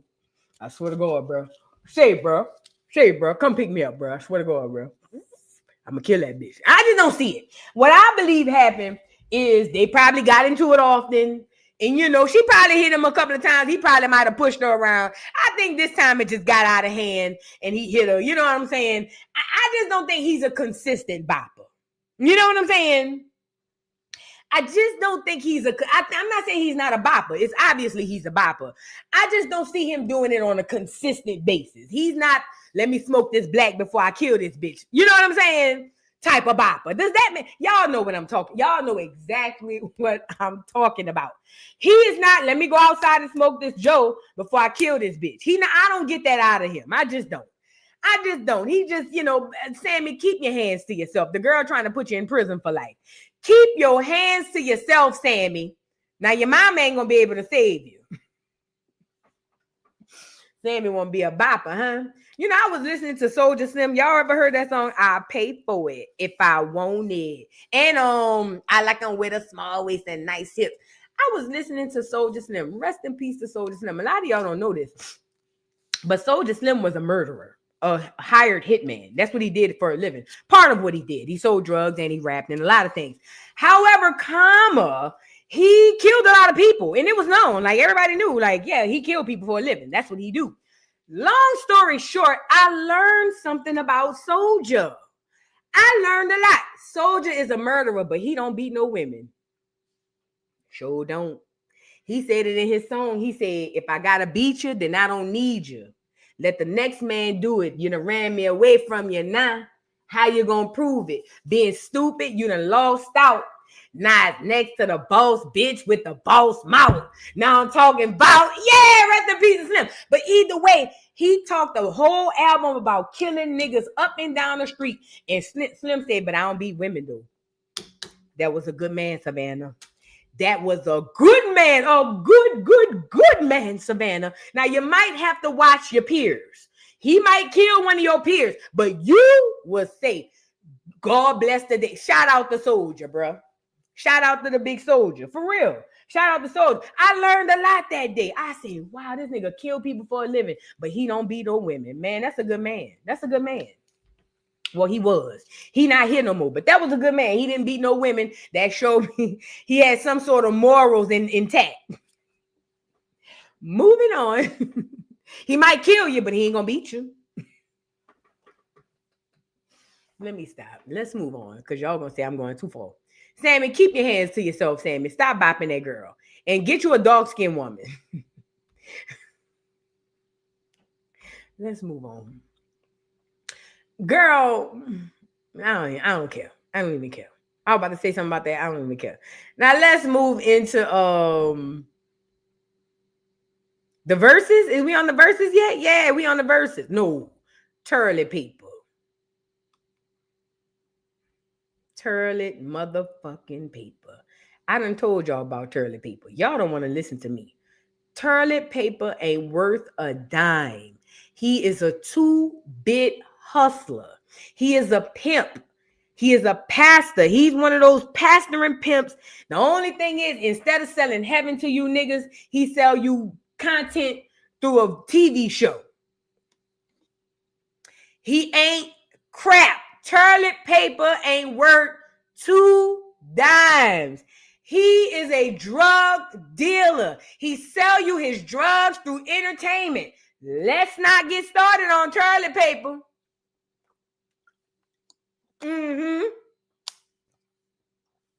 Y'all been thinking all this time toilet paper was pro-black. Toilet paper has been leeching and sucking the energy and money out of the black community since he came on this earth. And let me say this, I got a lot of backlash from people who feel like, oh, I just don't like toilet paper. I don't like toilet paper. But it's not because I just picked his black Chevy head ass and decided I wanted to hate him. That's not the truth. I see what toilet paper is doing to my people. And I see that toilet paper is pushing poison into my people's community through laughter and comedy. And they don't understand it. And they paying high dollar for it too. They paying high dollar for it. I watch toilet paper go to church after church and say, God prepare the enemy a table in front of my enemies and this, that, and the church. He got all kinds of stuff to say. Whole time he is the evil that he's preaching against. I keep telling y'all the evil is a lot of times behind the pulpit. A lot of times the evil is behind the pulpit. That's the origin or the core of it. But y'all don't want to address that. Now, Marvin Wynans, whatever his name is, he done went up and embarrassed this lady and told her that she didn't give enough because she didn't give him $2,000, she gave him $1,200. He embarrassed her down to the ground. And mind you, this is toilet paper. Tyler Perry, who claims to have all this love for black women. Is not his whole brand based and modeled after black women? No. Black American women. Black American women is the reason he got toilet paper to wipe his fat ass. His whole identity, his music, his whole everything that he is hinges upon black women. And here we go. Tyler Perry, there's a black woman disrespected on a large platform for the world to see, even if she didn't feel disrespected. The image of it looks bad. And you're supposed to be a person who loves black women. You make all your money off of them. And what does toilet paper do? Instead of uplifting the black woman who got embarrassed, he go and give Marvin Wynans $100K. And I keep telling y'all that devil that y'all think y'all running from is right in your face. These celebrities are not your friend. I call Tyler Perry toilet paper because he ain't shit. He's worse than shit. The poison that he has been sitting and sifting through our community, he gonna pay a hefty price for it. You best believe that. He's literally single-handedly destroying our community through his entertainment. But nobody want to see that. Yeah, I hate that nigga. I don't like that nigga. And don't ask me why I don't like him. If you don't understand why I don't like him, it ain't for you to understand. He ain't shit. Let's get into him giving Marvin Wynans $100K after he done disrespected a woman. One person called and he said, tell my name. He said, because I know God is in this. Tyler Perry said $100,000.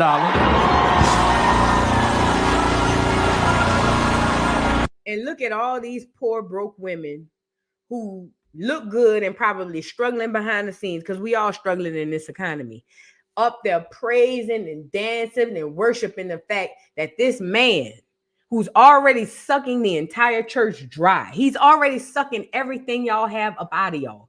Y'all up there dancing and praising that he got another $100K, and you wonder why I despise the church? Fuck the church.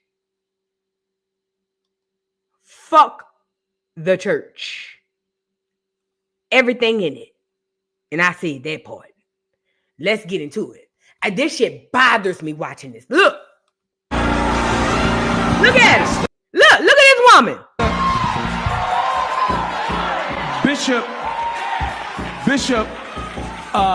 Bishop Patrick Wilton, he said, I'm sowing and I have +1. So he and his son-in-law sent $2,000. We have received, I'll get all that over there. But why don't you give God praise for what the devil meant for evil? God, turn it around.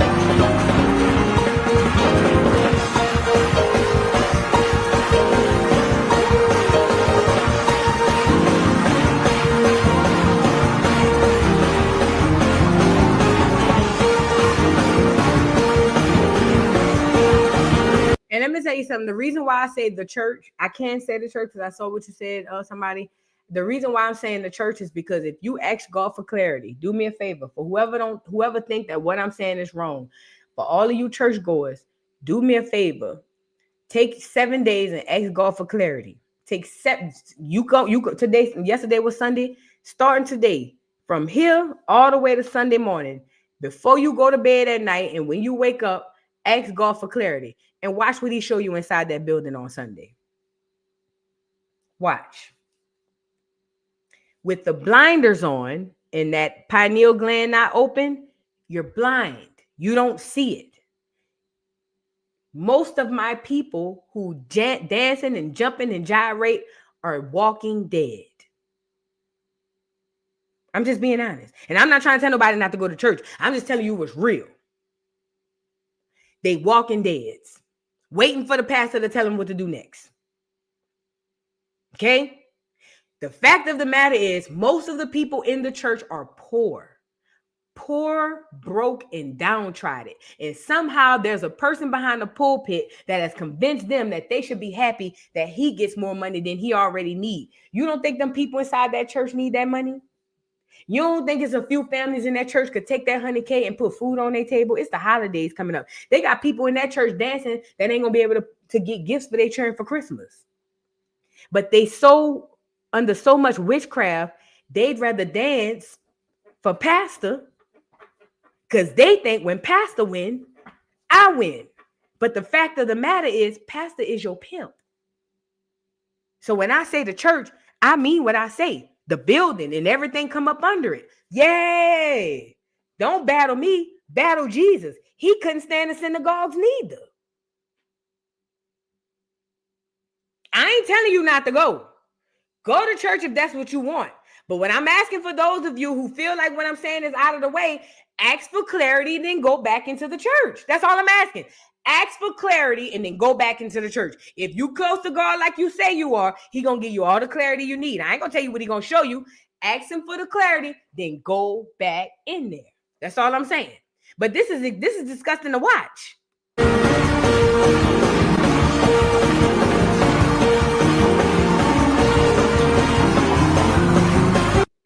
One person. And you know what's worse about this?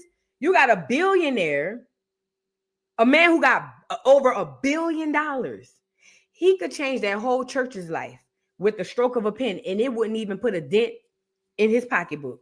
I'm talking about toilet paper. He could change that whole church's lives with the stroke of a pen, and it wouldn't even put a dent in his pocketbook. But instead of sowing seed into the people of the church, they rather sow seeds into each other. Do you not understand the play? Do you not see the play? These billionaire and millionaire and thousandaire pastors would rather exchange money between each other than to help you, the one who go and give all your money every Sunday.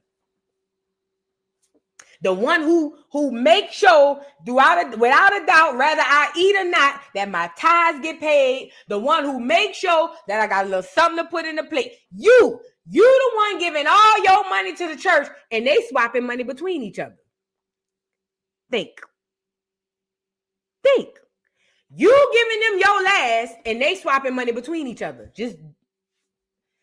I'm going to say it one more time, because I got to Dr. Umar this shit for a few of y'all. You at the church house giving every dime that you have in hopes of a blessing. Whole time, they exchanging money with each other. Make it make sense.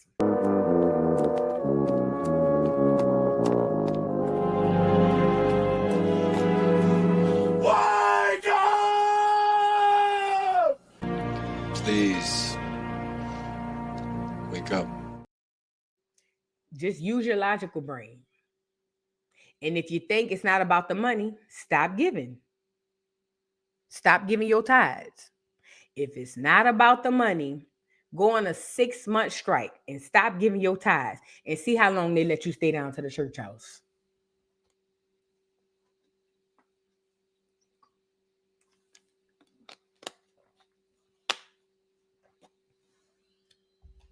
Take your 6 months of tithes and tie back into yourself.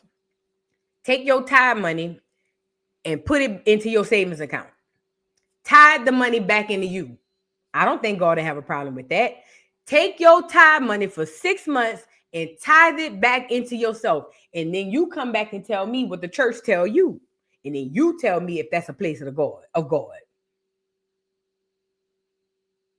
Again, you giving them your last, rather spiritually, financially, however, and they spreading money between each other. Make it make sense. Use your brain. Use your brain. Now, I want to show you this other, hold on. I think this is the same video though. I just want to be sure. Hold on. I think it's the same video. Oh Lord. Let me see. Just watching them dance is what sent me over. I was like, oh my God. It ain't over. Tell your neighbor it ain't over. I have some news that I'm going to give toward the end of this service. That when the devil went crazy, folks started calling up from other states saying, I got to give on this.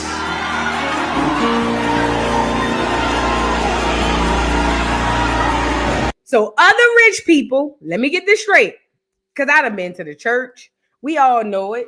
The poorest of the poorest, the lowest of the lowest economic status, y'all sit to the back. Come on now.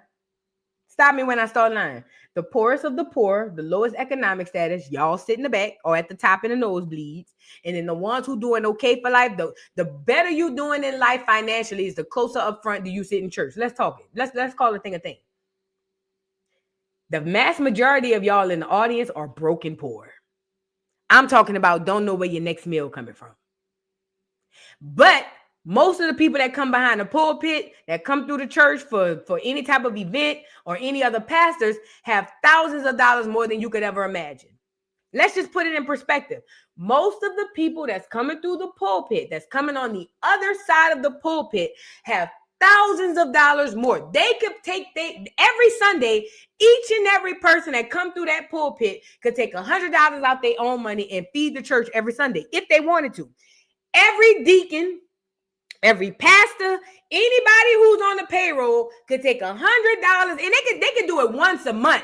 They can take $100 a month out of their checks that they get from the church and feed the church. Hell, they can feed the community with that $100, but they can feed it, and they refuse to do it. They would rather pass money along each other's hands than to give it to you. Do you not see the play? I need you to open up your eyes.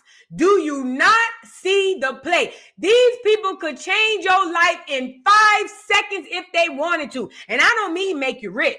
I mean, if you need food on your table, they could literally, like a miracle, snap their fingers and put food on your table right now. Your lights off, they could literally snap their fingers and have your lights back on right now. And they refuse to do that. They'd rather pass money back and forth with each other and give you the entertainment portion of it so that you could dance and praise just like this. Look. Well, maybe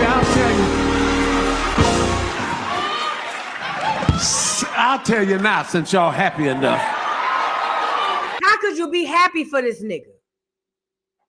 He got money already. He already got money. I'm poor. How old boy said, nigga, I'm broke. I can't eat. How you happy for this nigga? You just gave him your last. How's you happy that he has way more than he could ever use? And you don't even have what you need. He's got way more than he could ever use. And you don't even have what you need. And the witchcraft that they got y'all under is you get the clapping and praising because he got more than what you could ever even think of having. It's called mental slavery. Look. That since it broke out Monday, we have received. One person called and he said, tell my name. He said, because I know God is in this. Tyler Perry said $100,000.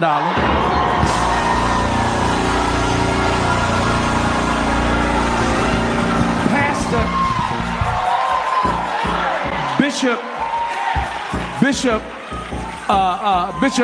Patrick Wilton, he said, I'm sowing and I have +1. So he and his son-in-law sent $2,000. We have received, I'll get all that over. But why don't you give God praise, folks? What the devil meant for evil, God turn it around.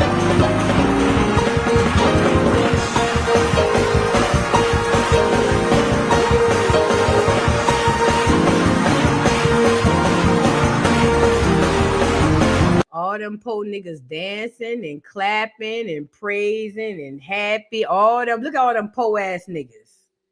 Look at them. Now spent their last to come up in there and dance for a rich man to get more riches. Hey. I'll say this though. Cat Williams said all lies will be exposed. Everything done in the dark will come to the light. Y'all favorite pastors, stay on their way down. And please don't get on here crying. Because I can't wait for the pastors to get their day. Please don't come on here crying. All y'all favorite churches, all y'all favorite pastors who y'all can't see no wrong in, they on the way down. Toilet paper too. I told y'all his year, toilet paper and TD. This their year. Yay! So for all of y'all so connected to the men in the church, because you ain't connected to God, you connected to that man behind the pulpit. Okay? When they go down, I want to see you melt like the Wicked Witch of the East. Because that's what you're going to have to do. You're going to have to melt because they're going down. So wait on it. But I'm telling black people, start opening your eyes. Church is a business that is into selling you a myth of waiting so that they can collect all of your energy and your wealth while you're here. They get to have their heaven on earth while you live in hell and dance when they get more heaven on earth. That's literally what it is. Whether you want to believe it or not, it's just the God's honest truth. You will continue to dance down in hell while they have feasts and laugh and have a great time in heaven. You experience hell on this earth. They experience hell. They lie to you and tell you that you got to wait to die to get your heaven while they go home after church and walk right into their heaven. My bad. They leave off the pulpit and get into their vehicles and be right into their heaven. But keep dancing, niggas. Keep dancing. Let's move on. I ain't trying to convince nobody. Some people like going down with them folks. I ain't trying to convince nobody. Stay right there, Fat. Stay right there. Stay right there. Because if you believe in God and God is at the top of your mind, then the church wouldn't even be. You would know that he don't reside in a building. He ain't never resided in no building. You can't believe in God in the Bible and believe that he resides inside of a building. That's the only way you can get to him is if you go to this man in that building. You can't believe in God if you believe that. And if you ain't ever thought about it like that, you welcome. Let's move on. Oh, it's coming, Aquarius Beauty. It's coming. All them fake pastors and parishioners going down. I can't wait. It's going to be a lot of crying ass niggas. Oh, I can't wait.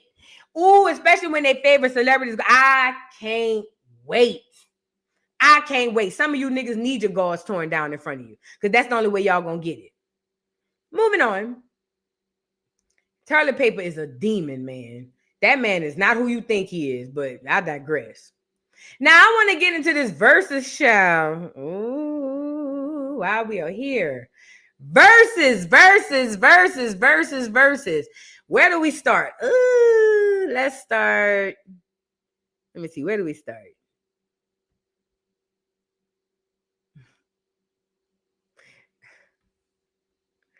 I know somewhere to start. Y'all get the likes up on the video. Verzuz was Saturday night in Vegas. It was Cash Money versus No Limit. It was a New Orleans theme, 504 theme situation. No Limit came dressed in camo, looking like the Tank. Cash Money came looking like some niggas that decided they had to hurry up and come do the show. And obviously, they left my boy Turk off the show, man. They did my boy Turk wrong, bro. And I know Turk got his little shit going with him, bro, but they did you wrong, bro. And we gonna discuss it. We gonna discuss Verzuz, and we gonna discuss how they did my boy Turk wrong. My boy Turk had to throw a watch party to watch Verzuz, man. Y'all some dirty bitches, and that's why y'all lost the Verzuz. Let's get into a little bit of Verzuz and what Turk had to say. But all jokes aside, though, y'all, nah, it's all love, though, man. I know y'all ain't gonna be here for long. You feel me? 72 hours, y'all gonna be gone. But I think tomorrow I'm gonna respond to Birdman, y'all. What y'all think? Y'all think I need to respond to Birdman? Should I respond back to Birdman and keep it going, y'all? Hell yeah. What y'all think? Turk, yes. Nigga, listen to me and listen to me good. Nigga, you should have responded immediately and keep it going. The album gonna sell and it's gonna put you back on top. Niggas is off Birdman. He running around here running behind NBA Youngboy. Don't worry about him. He an old ass nigga who need Geritol and glasses so he can see NBA Youngboy. It is your time, Turk. God is preparing a table for you in front of your enemies, Turk. Yes, respond. Yes, drag this shit out. Drag it out. Yes. Now is the time to come on here and call Jizzle a bitch ass nigga. Most of us feel like that. We saw him fanned out over there. When P said, "Oh, you started that stun shit, but I started this." We bought it. I saw Jizzle over there.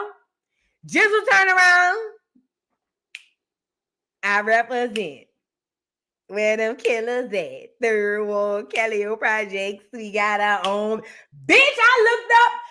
We gonna get to the video. I saw Birdman hollering about he started Stunner Man and all of that stuff, stunting. And then I saw what's that boy name? Then I saw P hollering about he started Body, and I looked over to the corner and I saw Jizzle. You bought it.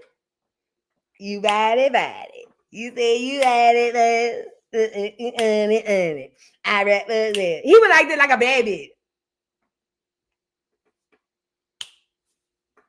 Where them killers at? Third Calio Project. Yeah. Yeah. I thought he was gonna do that. I thought Jizzle was gonna go, yeah, yeah, yeah, yeah. What's up? Hey. I thought he was gonna hit that. Now is the time to drag this out, Turk. Call Jizzle every bitch ass nigga, every punk ass nigga. Now is the time. Drag it out. God is gifting you this moment, nigga. You better use it. You better use it. God is getting Turk. No, listen. And we gonna get to it. Baby thought he was gonna get on stage and play on Turk, but it's gonna work in Turk's behalf. Turk just gotta take advantage, okay? Let's get into a little bit more. Y'all tell me, because y'all get what y'all want. What y'all want me to do? How should I handle Birdman comment tonight, y'all? How should I handle that comment? I need to know. I need some advice. Like, because I'm just astonished. I'm trying to see what do you mean? I'm still like, what the fuck is you talking about? You feel me? Cause I'm not understanding what he's saying. But all jokes aside, though, what y'all think I need to do? Say, Bird, holla at me, dog. Man, y'all saw Jizzle on the stage. BG looked at a mess. He looked at bad. Boy, go ahead, stupid looking at Get him, Turk. Get him. This is the time. Turk should have been ribbing. Man, I would have dragged Jizzle. Bro. I would have dragged Jizzle down. Jizzle looked like a bad. I'm telling you, when Matt, I'm about to show y'all the video. When Master P said, you body, but bitch, I looked over and this was Jizzle. You body. I said, oh, Jizzle. Bad enough you was on here hiding. Paprika.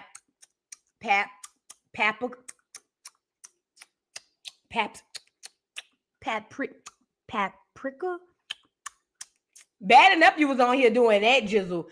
Turk, drag that nigga. It's now your time, nigga. It's your time. Drag that nigga.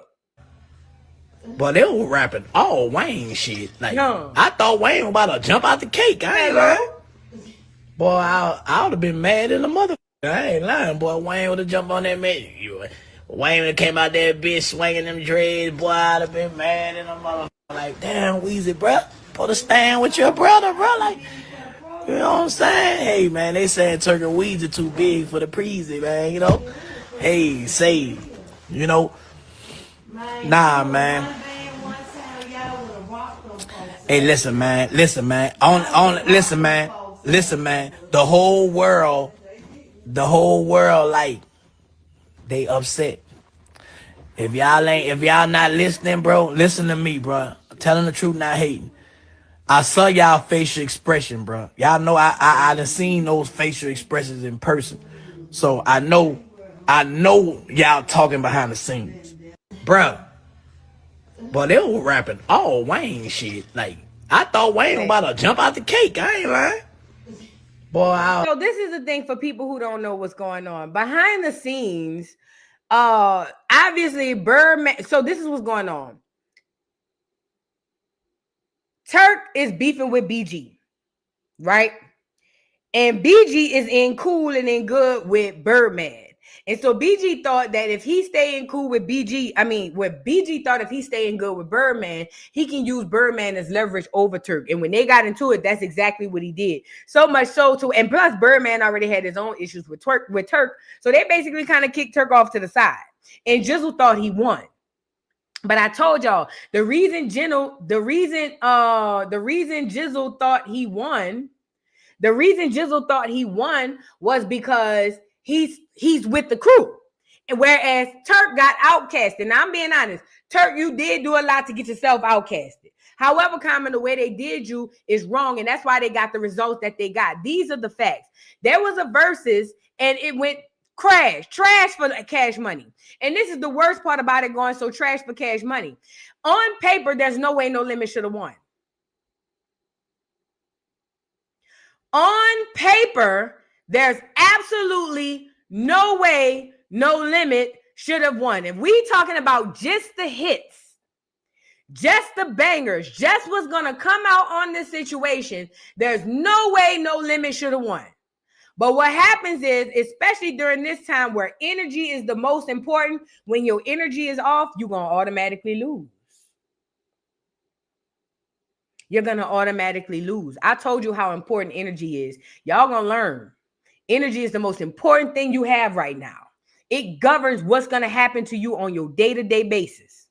Your energy is going to attract people to you, good or bad. It is going to dispel people away from you. Energy is very, very important. And the fact of the matter is, the reason why No Limit won the Verzuz, not because they had a better catalog, because the fact of the matter is, half them songs, we was just sitting here going, what? I thought that nigga was saying, I really miss my homies, even though you gone away. I ain't gonna lie. Part of the Verzuz, I was like, girl, what?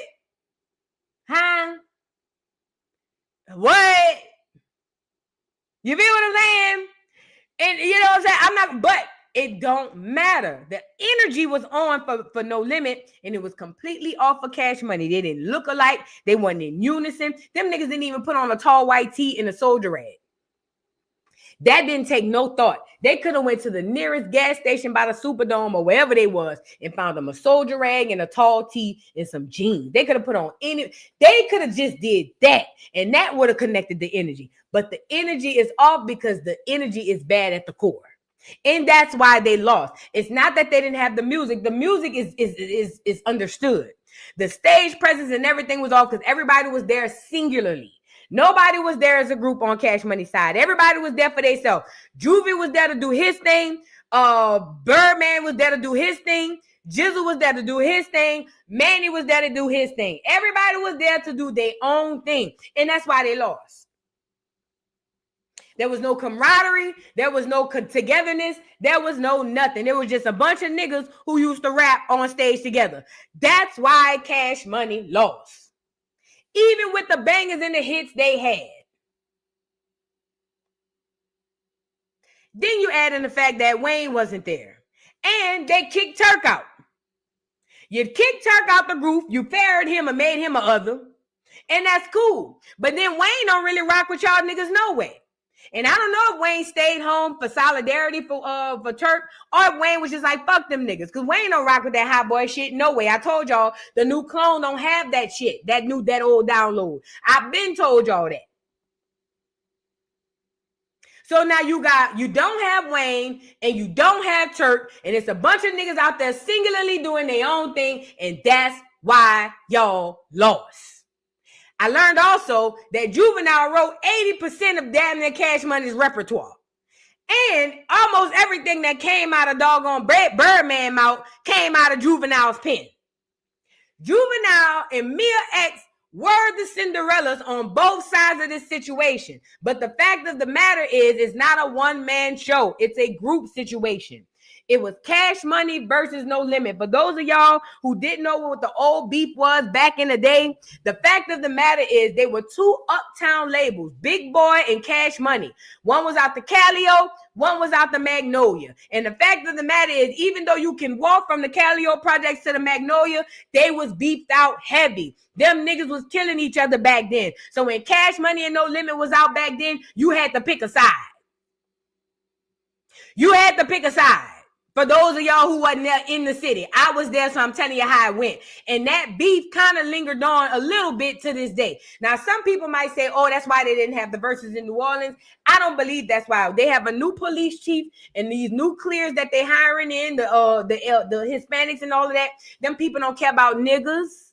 They don't want you to have your energy in your hometown. They continue to take you up out of your stuff to get your energy off. Verzuz, I don't know who owns it, but it was strategically placed outside of New Orleans because they understood the energy of the local people from that city would have tore the roof off of whatever building they was in. They couldn't have that. They understand that we're starting to understand how important our energy is. They can't have us all up under one roof. You saw what happened the last time we was under one roof, boots on the ground. You'd be hard pressed to find another song where we all get together. They are very terrified of us understanding the power of our energy. So in my opinion, that's why they had it in Vegas. It had nothing to do with, oh, it's some beef in New Orleans. Them niggas who was beefing back then old as dirt. Them niggas ain't beefing to kill no more. That beef ain't even enough to even talk about. They didn't have it in New Orleans because they did not want the local people there so that it can revoke that energy. And because Cash Money's energy was off, they lost the whole tour. Juvenile did his big one, but you ain't enough when it's a team project. If y'all learned this in school, y'all should have learned this in college and in school. In school, they'll tell you, you can do all you want on the project. If it's not the whole team included, you fail. Everybody got to do their part. Shout out to the biggest mama, Mia X. Mia X held the tank on her bike. Yes, she did. She looked beautiful while doing it. She held the tank on her back. She did an amazing job. She's still the lyricist that I knew she was back before she joined No Limit. Because I told y'all, I remember the old Mia X. I'm talking about when Mia X was young, when she was rapping about women empowerment and female unity. I came here tonight to settle the scores. Females are women and girls. Not tramps and hoes for all you brothers that stunting off them weak ass rhymes. It's payback time. So what up, get up, boot up, come on, what up, get up, boot up, come on, what up, get up. I remember old Mia X. Oh, I'm talking about Mia X before y'all knew Mia X. She's always been pro-black woman. And when they added her to the tank, especially with all them rootless ass niggas, when she called herself the biggest mama, that's ancient. That's ancient. Let me show y'all. When Mia X got on that tank and called herself the biggest mama, what she was doing was enacting this energy right here. Because that big mama energy is real energy. And I don't mean Big Mama like Big Mama's house or like Big Mama from Soul Food. I mean the woman, the matriarch of the community or of the family that actually leads, that understands her place as a woman and as a feminine, but steps in her leadership role when possible and when needed. Because there's certain leadership qualities that women have that men don't. It's not about overstepping nobody's boundaries. It's not about trying to be a man. It's understanding when you understand the true balance of energy and power, you understand that there's a feminine and a masculine in both powers. And there's a masculine inside of certain women, biggest mama, that can really move mountains. So when Mia came on No Limit, she activated that biggest mama Mia energy. And that's an ancient term called big mama. That's an ancient term. She's the one to make sure all these niggas get in line. Whenever it's time to go to war, that's the biggest mama. That's why I'm the biggest mama Mia. Lyrical man eater, believer, or seer, or get that ass embarrassed. Yay. Big mama energy. She ain't stronger than Ann Reed nigga on that tank. But that energy is different. It ignites something into these niggas around her. Does that make sense? That make them stronger. Big mama energy. And that's what she came and gave on the stage last night, because that's what she came and gave when she got on the tank. Mia X is one of the biggest reasons why No Limit has the success that it has. It's understanding feminine power, feminine energy, when to tap into your masculinity where it don't step on a masculine man's toes, but it exerts enough energy to empower that masculine to be stronger than he ever thought he could be. That's big mama energy. Big mama energy don't say I'm bigger and stronger than you. Big mama energy ignites the energy into the man to make him stronger than he ever thought. That's big mama energy. That's what Mia X did at the Verzuz, and that's what Mia X did on No Limit. She brought in that big mama energy. Does that make sense? All them niggas surrounded by Mia X. Hold on. Let me get a picture up here. All them niggas surrounded by Mia X. And if you don't see Big Mama energy in that, I don't know what else to tell you. Hold on. Because I'm trying to get y'all to see this shit because this is all spiritual. Remember, this Verzuz just happened. This is spiritual. This is representation of this spiritual warfare. Okay? That's what this is. Spiritual. Look at this. Even her verse on Bout It. This is all representation. This is all representation of spiritual warfare. The biggest Mama Mia leading the tank. No limit. Winning the verses. That is warfare. Does that make sense? Let me give you the download I just got. I'm sorry, my eye itching. What that mean when your eye itch? The download I got is the reason why No Limit won in the literary sense is because in the spiritual warfare sense, the soldiers are going to overbattle the YNs. They're going to overbattle the ones who are unorganized, the ones who have the low energy, the ones who are together, the ones who are, hold on, the group of us, those of us who are together, those of us who are trying to do better and do right by the masses of us, those of us who understands energy and understands unity are going to be the ones placed at the top and that are going to win the war. This is why the biggest mama energy, Mama Mia, you feel me? This is why the biggest mama energy was so important in this versus battle. This is why No Limit won, because it's about good versus bad, spiritual.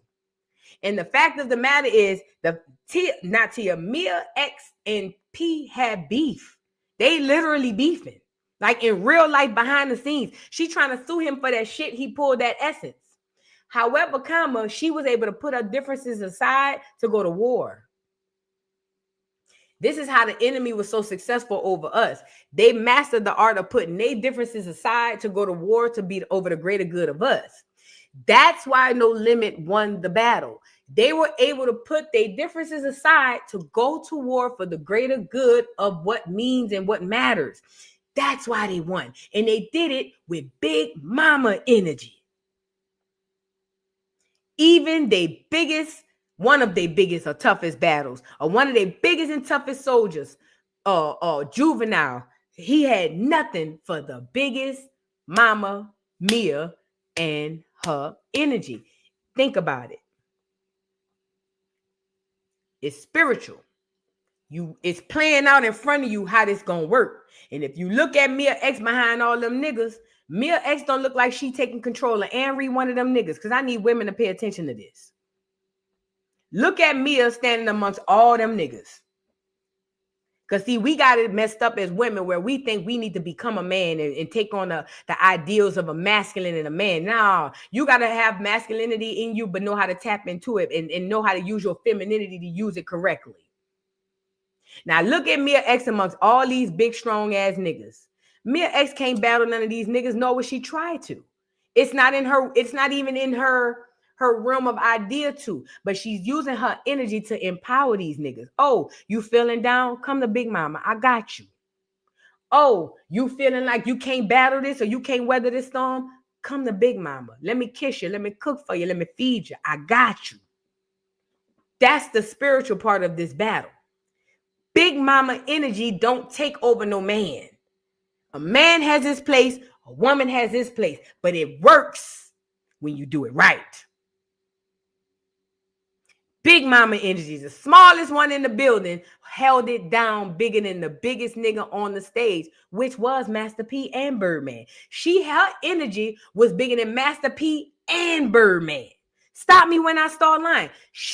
Her light shine brighter than both of them niggas. P, Birdman, and Juvie.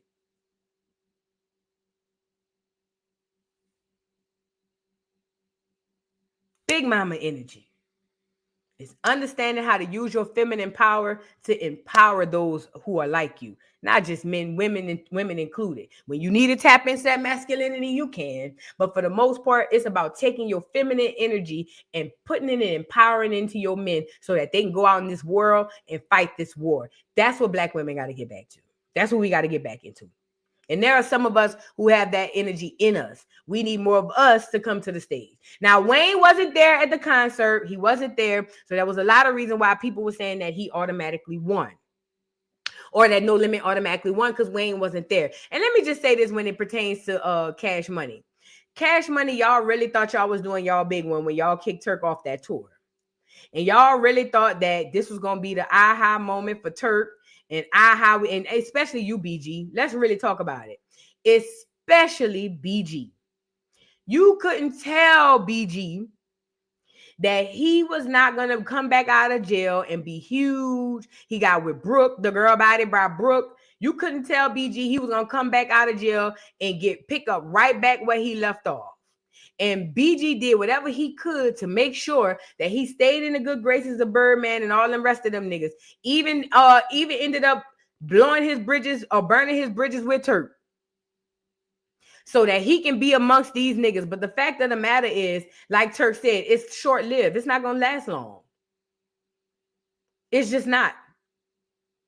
It's literally not going to last long. And you know why? Because it's built on bad business. It's the core of it is bad. Now, Birdman, like I see, he's been on NBA YoungBoy's little zick. And I think it's because he understands that that's the next best thing. There's no more Cash Money, hot money. There's no Cash Money, Young Money. That shit is dead. When Wayne decided that he wanted to not get the downloads for the old Cash Money stuff, Cash Money was dead. Birdman knew that. Now he's over there sucking the NBA YoungBoy's peen, okay? I saw his NBA chain and all that stuff. I'm like, Lord have mercy. We gonna get the Tamar. Now, Birdman sounded like he was high as the cost of living in 02. He decided to take the mic in this moment. Now, mind you, we already feeling like the energy off. He decided to take the mic in this moment and have something to say to Turk. And we gonna get into it and how I feel about it, y'all. Check this out. In the game, I had started this shit young. I was a young man. Oh, no, this the part before we get to that. This the one where he was talking about he started the stunner shit. And watch BG when he turned around and look. Trying to get some money and not be in the streets. And I met BG. I met Wayne. I met Juvie. Oh, no, this is it. I met Turk. Shout out to Turk. You little bitch, you ain't here, but fuck you. We gonna fuck with you and we won't fuck with you. Okay, when he said shout out to Turk, look at Mia face. Okay, wait a minute. Let me back it up a little bit. Let me back it up. Look at Mia, girl. BG, I met Wayne. I met Juvie. I met Turk. Shout out to Turk. You little bitch, you ain't here, but fuck you. We gonna fuck with you and we won't fuck with you. You heard me? Damn! He said, Turk, you little bitch, you ain't here, but we gonna fuck with you and we gonna fuck with you. Now let's translate. In black terms, that's messed up. In black terms, man, you basically saying, F you, Turk, you a bitch ass nigga, and when I'm ready to deal with you, I'ma deal with you. That's in black terms. That's in black translation. Now let's translate this into New Orleans. Turk, you little bitch, you still my little partner. I still fuck with your dog. You still my round. I'm just translating. Turk, you little bitch, that means you still my little partner, you still my little round, you still my little dog. We just fucked up right now. It's a term of endearment. We gonna fuck with you when we won't fuck with you. It's still shady. Yes, it is shady. Very shady because you saying, I realize that we putting you on the outs, and when I'm ready to deal with you, I'll deal with you. However, it's still a term of endearment of, hey, but we still not beefing though. Does that make sense? That's what he said. In New Orleans. If I translate what he just said in New Orleans, it means I don't fuck with you right now, but I still fuck with you, but I ain't fucking with you till I'm ready to fuck with you. Does that make sense? But you my little partner, little ugly ass little boy. That's what it sounded like to me. I'm gonna let him go one more time. Movie. I met Turk. Shout out to Turk. You little bitch, you ain't here, but fuck you. We gonna fuck with you and we won't fuck with you. You heard me? Damn! You ain't here, but we gonna fuck with you and we won't fuck with you. Meaning like I would have wanted you here, even though I didn't invite you. I would have liked to have you here, Turk. I would have loved to see you here, Turk, on stage with the rest of us kumbayaing. But I also understand that I didn't invite you. So with that being said, Turk, We gonna fuck with you and we won't fuck with you, you little bitch. That's what he's saying. That's what he's saying. He's saying that there's an opportunity for us to move past this and get past our differences. That's literally what he said. I'm just translating it to you in New Orleans terms. It's a weird thing that we have down there. You know what I'm saying? It's weird. Bitch, you ain't here, but fuck you. We gonna fuck with you and we won't fuck with you. You heard me? Damn! We gonna fuck with that bitch when we won't fuck with it. But that's another movie. But damn, you know that means the door isn't closed, brother Turk. Yes, that means the door isn't all the way closed. We left it ajar. We left a crack in the door for you to peek in. You can't come in yet. But the door is not all the way locked. We left it ajar for you, Turk. You get to watch us outside while we do our rehearsals. And we might let you come back later, Turk. Just right now, we still in our feelings. But just so you know, the door ain't all the way closed. That's all he said, nah. I'm trying to give you the translation. Right, we got beef, but it ain't that deep. I know you think it's over, but it ain't all the way over. It's just kind of over for now because I'm in my feelings. Let me get out my feelings and I'm going to come back. That's what he's saying. That's money. When one nigga died, I ain't gonna say died, because we lost a lot of soldiers, but Cash Money ain't built on you leave, you can't, we gonna still multiply. That part means, you remember... Put a 3 in the chat if you remember the Temptations when he was like, hey, Paul, you hurting the group. And he was just like, hurting the group? Man, this group ain't no group without me. Without me, this group is some fake ass temps. Remember, he was like, there's no one man bigger than the group. And he said, ain't nobody coming to see you, Otis. Okay, what Birdman was saying, he was on his Otis. That's all. He was just saying, look, me and Turk beefing, and he not in the group right now. And although I would like him to be here, he not going to stop the group. One monkey don't stop no show. No one man is bigger than the group. That's what Birdman was saying, y'all. That's all he was saying. No one man is bigger than the group. I would love to have him here, but if he not here, Cash Money Hot Boy is still going to roll. That's all he was saying. I'm just translating. Let's go. Cash Money ain't gonna never die. As long as I'm alive, hold on, Fresh. Wait. Yup. Remember when he said, what he said? The temps for life? What did he say? Not the temps for life. He said, no one man is bigger than the group. And then he was, whatever him and Blue was saying to each other. And remember, he looked at Blue and was like, Blue, corn, you gonna watch him do this to me? Yeah, that's all he's saying. That's all he's trying to say is, things happen and things of that nature, Turk. But even though I want you to be here, you're not bigger than the group, bro. No one man is bigger than the group. That's all he's saying. I want you here, but you're not. I don't want you here enough to make you feel like you're bigger than the group. Because ain't no one man bigger than the group.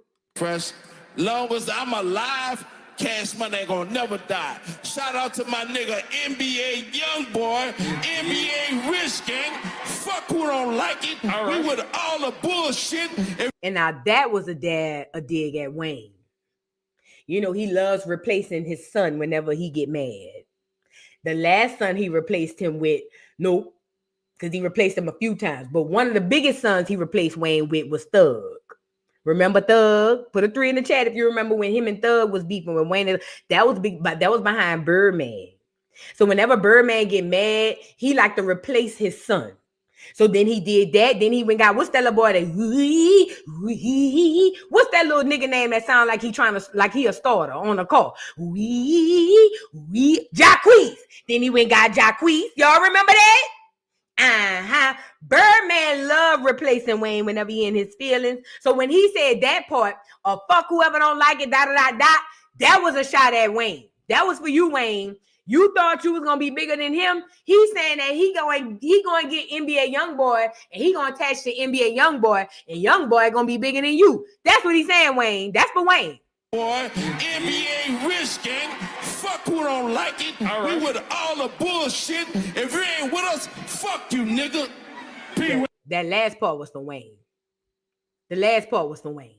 A lot of people don't want to understand it, but that's the truth. The last part was for Wayne. Now, the other part for Turk, it can be misinterpreted, but the last part was really for Wayne. He really on some F you Wayne, because you know he feels some type of way that Wayne didn't show up. Because he feels like Wayne should have nothing but loyalty to him. But Wayne has always showed him, nigga, F you. And every time Wayne showed him, nigga, F you, Birdman turned around and tried to replace him with a new son. It's the same cycle over and over and over. I need y'all to catch up. Okay? He gonna go try to get YB and use YB, but YB not gonna bite. That's the only thing. YB not gonna let him be played. YB not gonna let Birdman play him in this game between him and Wayne. Thugger did because he was a poor broke kid who ain't no better. Jacquees did because he was trying to get his U's off the ground. YB don't need none of this. YB not gonna let him do it. But he gonna try, and it's not gonna work. Okay? Nigga said YB gonna be putting a 360. Girl, YB not gonna let Birdman be falling asleep on TV, girl. YB ain't worried. I think YB, you gotta keep in mind, YB appreciates the fact that Birdman like looked out for him when he first came into the league. So I believe that young boy respects him for that, and he pays him respect for that, you know, and homage for that. But as far as YB trying to really sit down and make sure he look out for Birdman, I'm not saying that he wouldn't. I'm just saying that it would be to an extent. It would definitely be to an extent. YB ain't as crazy about Birdman than Birdman, you know what I'm saying? The other way around. Let's just say that. Now, I want to get into a little bit of this verse, a little bit more of this verses. Tell me why they had my boy Turk at home watching it from home, bro. My boy Turk had to do a watch party, bro. Y'all dirty for that. Look. He's looking at the whole thing. Man, check out his reaction, man.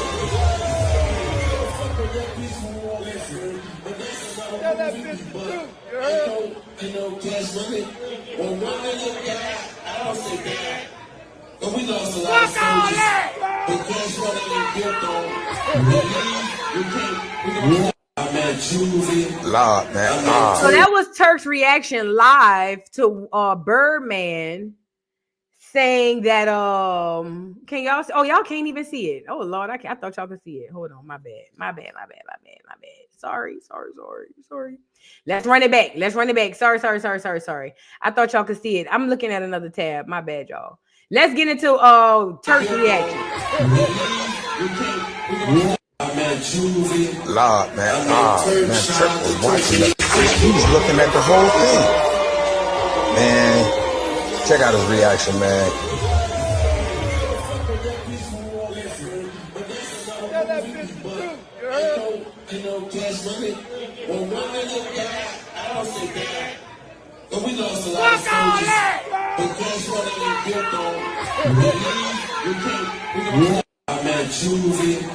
So that was Turk in his real-time reaction to Birdman saying what he's saying or whatever the case may be.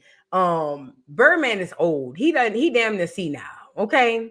And I think Turk did a good thing by doing a watch party because number one, he can make money off of it. Turk, take this opportunity and drag this Cash Money shit down to the ground.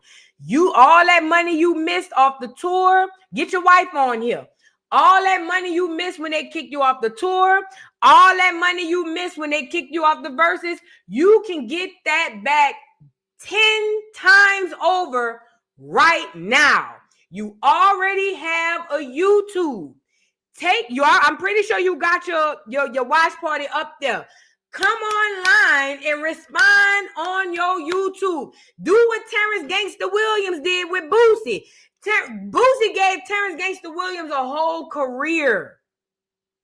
Between Boosie and Birdman, they gave him a whole career, changed his life around. Turk, you can do the same thing. Take advantage of this. Yes, respond.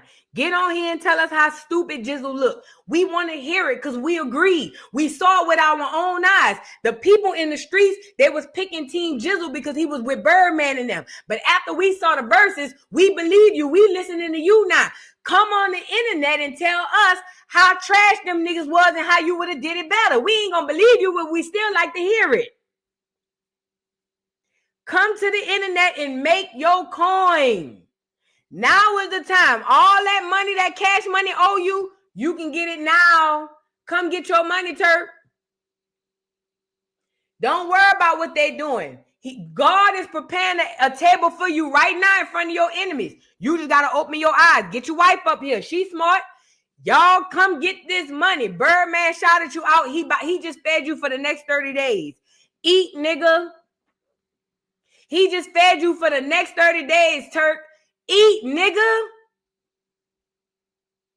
Y'all got to be smart. Think. Use your brains. Think. But that was him doing that. And then I wanted to show you, hold on. Because we're going to get into Tamar. But I told y'all them Braxtons is a different. Hello? Did I not tell y'all that the Braxtons was different? I know what I said. The Braxtons are very different. I'll just go there. Very, very different. Very, very different. Because I saw her over there wiping sweat off her sister husband's head and all of that. I ain't saying nothing about them. I'm just saying that it's different. That's all. Let's get into Turk's reaction part 2. Hold on one second. Y'all get the likes up on the video. Here's Turk's reaction part 2. Y'all check it out. Hold on one second.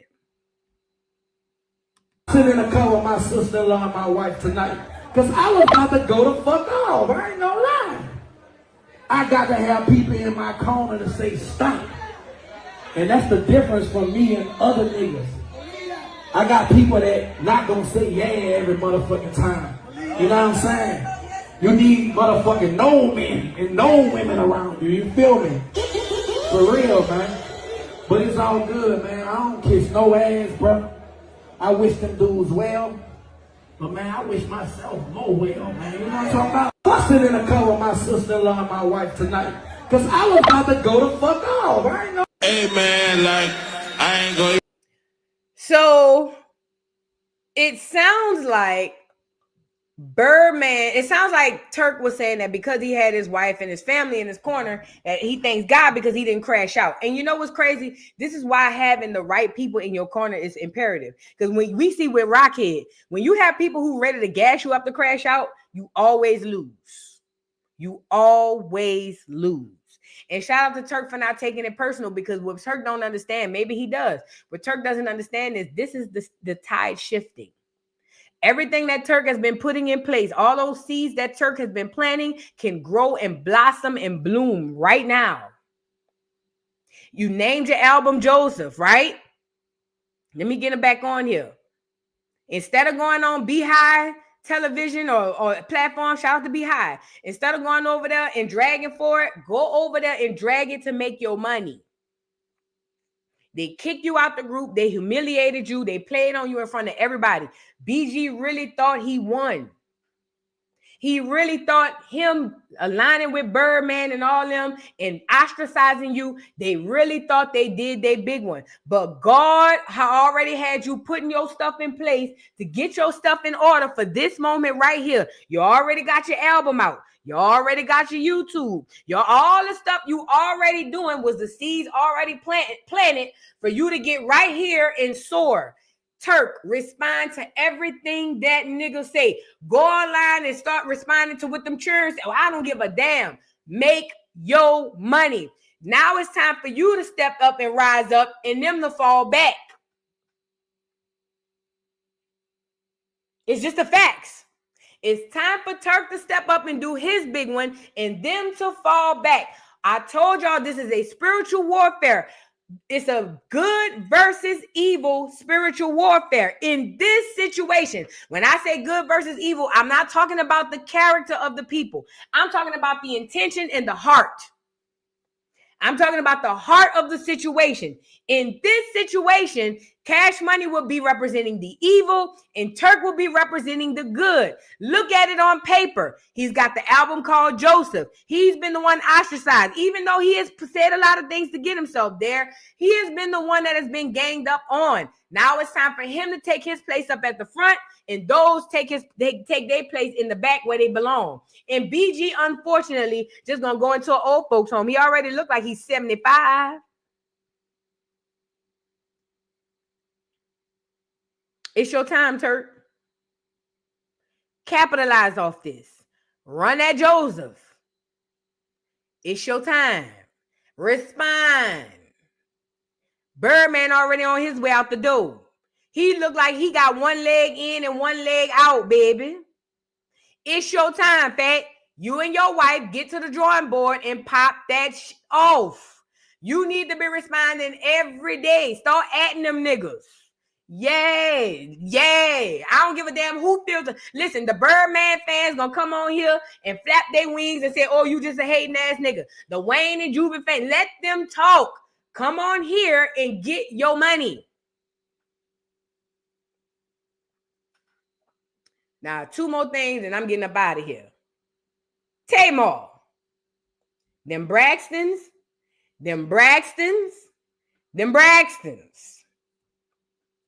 Now, Tamar was over there down to the Verzuz with her brother-in-law. I'm sorry.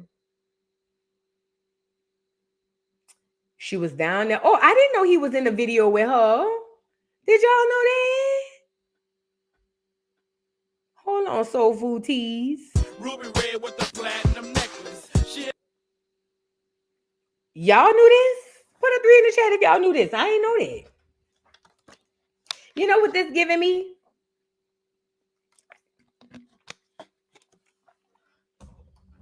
You know what type of feels I'm getting now? The type of feels I'm getting now is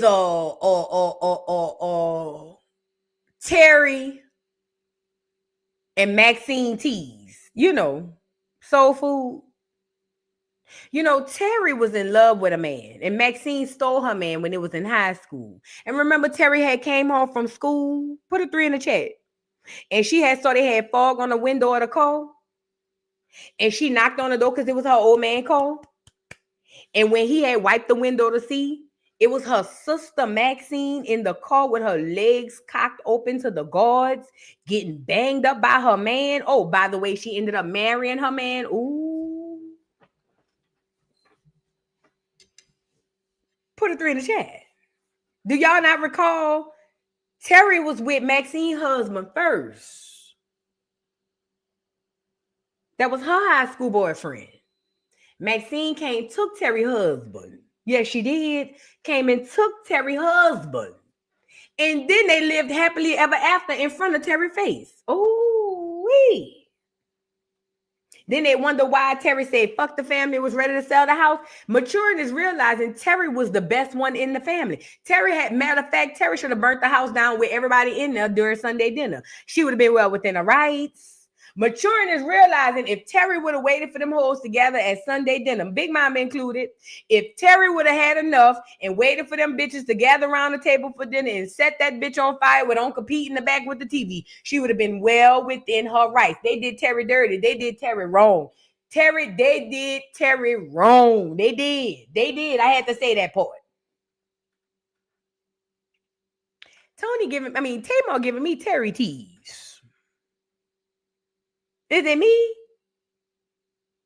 I ain't know they had the little album or whatever. I'm sorry. I didn't know. My bad. I ain't know they had the little album or whatever. I ain't know Tony and Tamar. Because y'all already looking crazy now. Anyways, fast forward, child.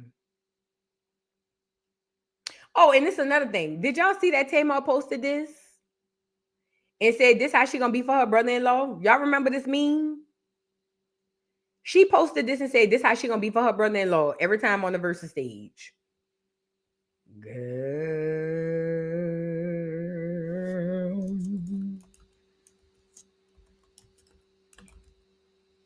Hold on. Let's get into the little stuff that was going on behind the scenes with Miss Tamar and her brother-in-law, allegedly. Now, Tamar, the people is on the internet trying to ask you what's going on because Tamar was down to the Verzuz. But when she was down to the Verzuz, she was very hands-on with her brother-in-law, the Birdman, senior, not junior. Let's get into it. He barely. Look at Tamar. Girl, you would have thought Tamar used to be in a group. You would have thought Tamar was back in the 99 and the 2000s when they was in the group. You would have thought Tamar was out there in the video when they made the video, girl. Look at Tamar. Know the words, and why is Tamar there? She was just patting his head. He don't know the words, but she was just patting his head. Tay, why you do this today? Are you gonna be funny, or if you gonna be fucking this man? I don't have time to play with you, Tay. For real. What's going on? I've been told y'all about Tamar. Tamar is searching for herself. That little girl inside of Tamar just wants to come out. She just want to find herself. You know what I'm saying? But Tamar, we don't want to see you do it. Just go off and do it by yourself, Tamar. Leave us alone, Tamar. Tamar always on the internet getting on our nerves. Even when Tamar don't try to get on our nerves. Here come Tamar getting on our... Tamar, go lay down, girl. Where's your white husband? Go lay down, Tamar. Nobody be looking for you, girl. Nobody looks for Tamar. But somehow Tamar always find us. And I just want her to go lay down. Every time you turn around, it's Tamar, Tamar, Tamar. Go lay, girl.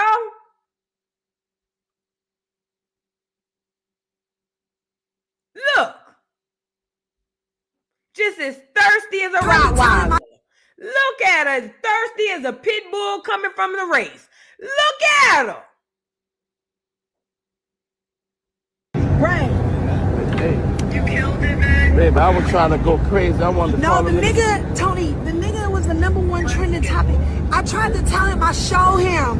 He don't know what that is. I'm like, I don't know that. bro, you the #1 trending topic in the world. Well, bitch, come on, Tony Braxton, bitch. Look at her. She thinks she's She too look beautiful. good, Fan talk, TV, stop acting like you all that, baby, because you Don't is say all that because that. she is all No, that. she is all Look at that. that big old beautiful house you done bought my sister. She all that. She all that.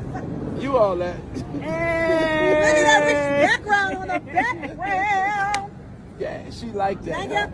You Okay, like that? So About Swiss that. had, wait a minute, so Swiss had told him Swiss he say- was like he was like outside of the United States. He was she like look in the good. world. It was the biggest versus ever. I'm so happy for Look you, at brother. her. I She's love so you so pretty. much. Look at this. Look at That's this. your wife. Look at how What? No, the Lord love you a lot. Y'all know. For to Look, give me that, and then give you this. you dig what and I'm then saying? all that. Hey, Give me TV. some of that. Give me some of Yeah, that. TV, stop playing. You look too good. You won't get somebody. Tamar is very... I ain't gonna lie, y'all. This weird. Tamar? Okay, I'm not the only one, CJ the Cat. Thank you. This is weird.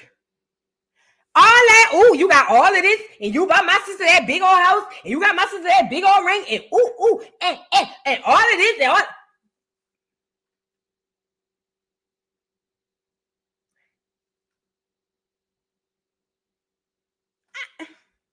Is it me? It's just too much. Maybe it's too much. Look. I'm so happy for Look you, at brother. her. I She's love so you pretty. so much. Look at this. Look at That's this. your wife. Look at how. What? No, the Lord love you a lot. Y'all know. For to Look, give me that, and then give you this. you dig what and I'm then saying? all that. Hey, Give me TV. some of that. Give me some of Yeah, that. TV, stop playing. You look too good. You won't get somebody killed. And he's too busy complimenting his wife. I don't mean to say that because I think they really married.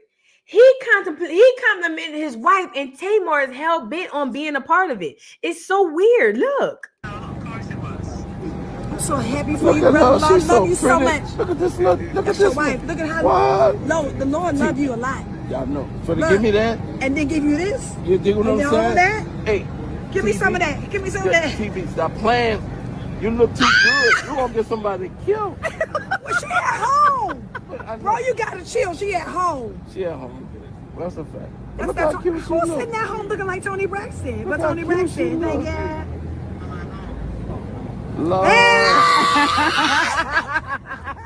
I could be wrong, but I don't think I am. Tamar has always had an unhealthy infatuation with Tony. If she could crawl in her skin and be her, she would. And as a younger sister who had a sister that I looked up to and thought was the most beautiful girl in the world, I ain't even gonna hold you. I understand what it feels like as a younger sister to have a very pretty or very beautiful or very popular bigger sister. I understand as the younger sister feeling like I want to be just like my sister. Because I used to be like that. I want to be just like my sister. All the boys thought she was pretty. All the boys thought she was fine. My sister to me was the baddest woman I've ever seen. She was gorgeous. I used to damn near idolize my sister. So I understand, but not to this extent. It's almost like she wishes, and this is the thing too, let's be clear. I'm just psychoanalyzing. Don't hear me, don't listen to me, but keep your ears open. You got to keep in mind, Tamar, I think that she has a level of resentment toward Tony because that's the life that she feels that she deserves. Because of the two, Tamar is the most talented singer. I ain't gonna say the most talented singer. Voice-wise, Tamar should be as big as Tony. But Tamar doesn't have it like Tony does. Tony has a soul that Tamar has soul, but it just hit different. Tony is Tony. Tony was put on this earth to Tony. There will never be another Tony. There are certain people that we are blessed to live amongst. Michael, there will never be another. Prince, there will be another. Tony, there will never be another. Aaliyah, there will never be another. Not Mia X, her too, but Missy Elliott. There are certain people that came here to do exactly what they did, and there will never be another. And I believe that Tamar's unhealthy obsession with her sister, her life, and her lifestyle, again, this is just me psychoanalyzing from her behavior. I think her unhealthy obsession with her sister's life, her sister's lifestyle causes her to be weird and do stuff like this. And this is why she's so hell-bent on being up under her sister and her husbands and Tony Braxton's and who over here looking better than Tony Braxton? You got that house and you got that car. It's all those, it's kind of like it's almost like she's listing the things that she wish that she could say about herself, but she know that she can't. So she's saying about her sister, and she loves her sister. She's not saying it to be negative. It's just the fact of it didn't happen for me, and it should have happened for me. Again, I don't know. I'm just psychoanalyzing. But that's what causes her to be this weird, in my opinion. Look. Yeah, she like that. Huh? You okay, like that? So About Swiss that. had, wait a minute, so Swiss had told him he say, was like outside of the United States. He was she like look good. It was the biggest Verzuz ever. I'm so happy for you, brother. I love you so much. Look at this. Look at That's this. your wife. Look at how the Lord love you a lot. Y'all know. So to give me that, and then give you this. You dig what I'm saying? All that. Hey, give me some of that. Give me some of that. TV, stop playing. You look too good. You gonna get somebody killed. Well, she at home. Bro, you gotta chill. She at home. She at home. That's a fact. Who's sitting at home looking like Tony Braxton? But Tony Braxton, thank God. Yeah, it's an unhealthy infatuation. She loves her sister, but she resents the fact that she's not her sister. She resents the fact that her career and her life didn't pan out the way that she believes that it should have. And maybe it should have, but there's a level of resentment there. But anyway, she was over there rubbing on Birdman hands and his head and all of that, girl. Tamar in the back, acting like she was back there for the 99 and 2000. Whole time Tamar was in some crazy town outside of Baltimore somewhere. Tamar wasn't nowhere around to be found with nothing that was going on with Cash Money. However, she's thirsty, so obviously she's going to be there because she's thirsty. Let's just call a thing a thing.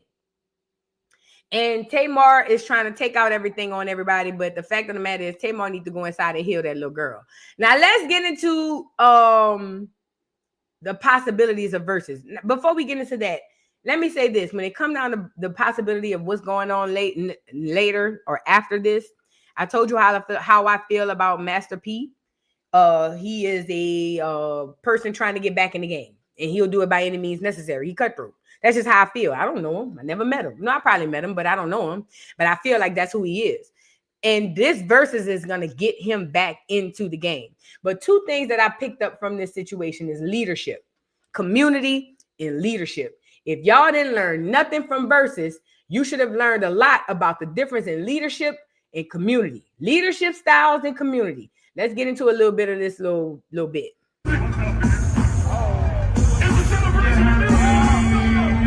So that's because I can't play the music, but that's P hugging up, dapping up all the niggas, do, ba ba da ba. You know, it's all love, ba ba da ba. The fact of the matter is this: even if P have issues under his leadership, he understands that the mission is most important. He understands that even though we have our personal issues, when it comes down to the mission, we have to put that first. This is what makes great leaders. I'm not saying that he's a great person. I'm not saying he was the best leader. What I'm telling you is a person who understands the mission and the people typically makes for the best leaders, meaning he's able to put his personal differences aside, because the last I heard, Mia was trying to sue his ass for using her image and likeness on the Essence Festival stuff. But even in the strength of that, his leadership quality stood out because he's able to put that to the side to have Mia X there. Whereas Birdman, with horrible leadership qualities, he can't get past his feelings. And because of that, he got rid of Turk, which would have been a vital piece in possibly them winning this thing. But because he can't get out his feelings and out his head, he decided not to invite Turk. And that also probably trickled down into Wayne not coming, which completely tore down the whole structure of the environment in which they were trying to make that community. Okay? It's about leadership qualities and community. The No Limit Soldiers is beefed out just as bad as the Cash Money people. That's the gag. The only reason you don't know about the No Limit beef as much as you know about the Cash Money beef is because most of y'all don't care about No Limit. But the fact of the matter is, them niggas beefing just as hard as Birdman beefing with Turk. But take the lesson, find the lesson in every single thing that you see, and every single thing that you come across, and every single thing that you do. The lesson in this is this. The reason why No Limit won this battle is because they were able to put their minds on the mission itself and focus solely on that, put their differences aside. Black America, this is what we're going to have to do to win this war.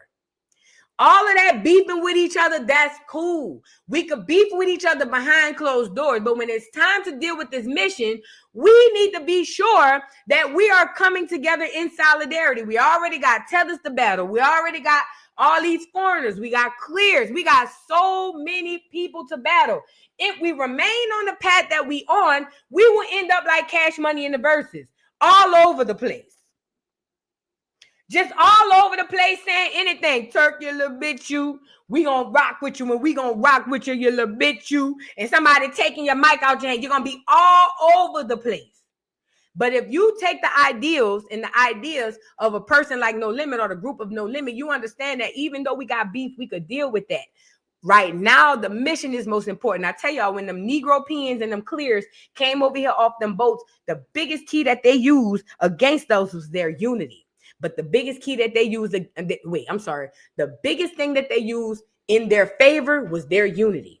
They put you don't think all of France, Europe, and all of UK, you don't think all them crackers and all them Negro Peons was beefing? They were warring all the time. They were warring even when they came over here. But they were intelligent enough to put that to the side for the greater good. If we don't take on that ideal, then we're going to end up like Cash Money, just all over the place. In the past, we have been Cash Money. They have been able to take the fact that we have beef with each other and use it against us. When they came over here, they took tribes and used them against tribes that they were already beefing with. What we got to understand is we got to put that crap to the side when it comes down to the greater good of the community. Regardless of how much music Cash Money had, they lost. All that ammo, all them weapons, all them soldiers, and y'all still lost because you don't know how to strategize and put your shit to the side for the greater good of the mission. And right now, the mission is a spiritual warfare, good versus evil, and you can't double dutch. You got to pick a side. That's why No Limit won the battle, because they represented good. Cash Money represented the evil. The second sub battle was Turk versus Cash Money. Cash Money represented the evil. Turk represented the good. Both will be vindicated, but Turk will be vindicated more than any if he chooses to take advantage of this opportunity and lick the lollipop while the rapper is off. Now, Turk, you've been on here running your dick suckers. I don't mean to call them that because you're a man, but you've been over here running your yappers a lot about how they've been playing on your top. Now is the time to get your lick back. You just got to take it seriously. Everything already lined up for you, Turk. Get your lick back. Ariel, thank you for the super chat. Says the Bible thumpers are here on the streets teaching. Our people don't want to listen. Let me say this. Shout out to the Bible thumpers. From the outside looking in, the reason why a lot of people don't want to listen to y'all energy. Bible thumpers, y'all come across like y'all know everything and you can't tell y'all nothing. On top of that, I'm not using you, so let me take you down, Ariel. This to the Bible thumpers. The reason why people don't want to listen to you because you're judgmental.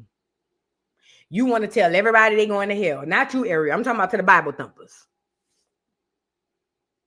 Y'all want to tell everybody they're going to hell. Y'all want to judge everybody while living the worst life. That's why nobody don't want to listen to y'all. If you change up your energy, it'll change up your approach and you will gain way more people. But for those people who like to hold on to the book and use it as a shield or as a weapon, you'll never get people to listen to you. You never will. And honestly, they shouldn't. Because if that's why you're using the book, then you don't need nobody to listen to you, to be honest. But for the Bible thumpers who understand what I'm saying, if you just change your energy around the book and your knowledge, I promise you, they say you attract more flies with sugar than shit, right? Ryan, thank you for the super chat. Says, them white folks only 600 years. They added on an extra zero on our slavery ended in 2020. I believe that. And that's when the spiritual awakening happening. They had us in the house. I believe that 1,000%. Because even when I study history, Ryan, even when I study history, the timeline just don't make sense. 1492, you sent the first spy, and then it took you hundreds of years later to come in and really get it. Man, watch out. I'm with you. I don't believe they've been here no 6,000 years. 600 might even be a plus. 600 might be a push. Carolyn Johnson, thank you for the super chat. Says, hey, boo, is it me or was Tamar a little too comfortable / close / touchy with Birdman? Who is the sister telling some truth? Was the sister telling some truth? Like I tell you, them Braxtons is a different breed of girls. They might be sharing men around there. It wouldn't surprise me. They might be sharing men. La Madame Butterfly. Oh my God. Thank you so much for making it rain. I thought you was teeted, but thank you so much for making it rain. I make it rain. I make it rain. I make it rain on them hoes. I make it rain. I make it rain on them hoes. Thank you for making it rain. La Madame Butterfly. She says, but voodoo, men don't like it when you rest in both your feminine and masculine energy. P.S. For those of us that have the gifts, the time is now to tap in. Yes, the spirits are most certain alive. It says rate su men francs. Oh, okay. Now you speaking German. What is this now? Say it again. Rete somen fréquence. I don't know what you're saying, girl, but it sounded cute. But you're right. Listen. First of all, a real man gonna understand the balance of masculine and feminine in a real feminine energy. So if a man don't understand it, he probably ain't the man. Okay. And then secondly, you absolutely right. We gotta tap in. There's so much waiting for us. The ancestors are super duper active, ridiculously active, waiting on us. And you're absolutely right. It's time for us to tap in and go within.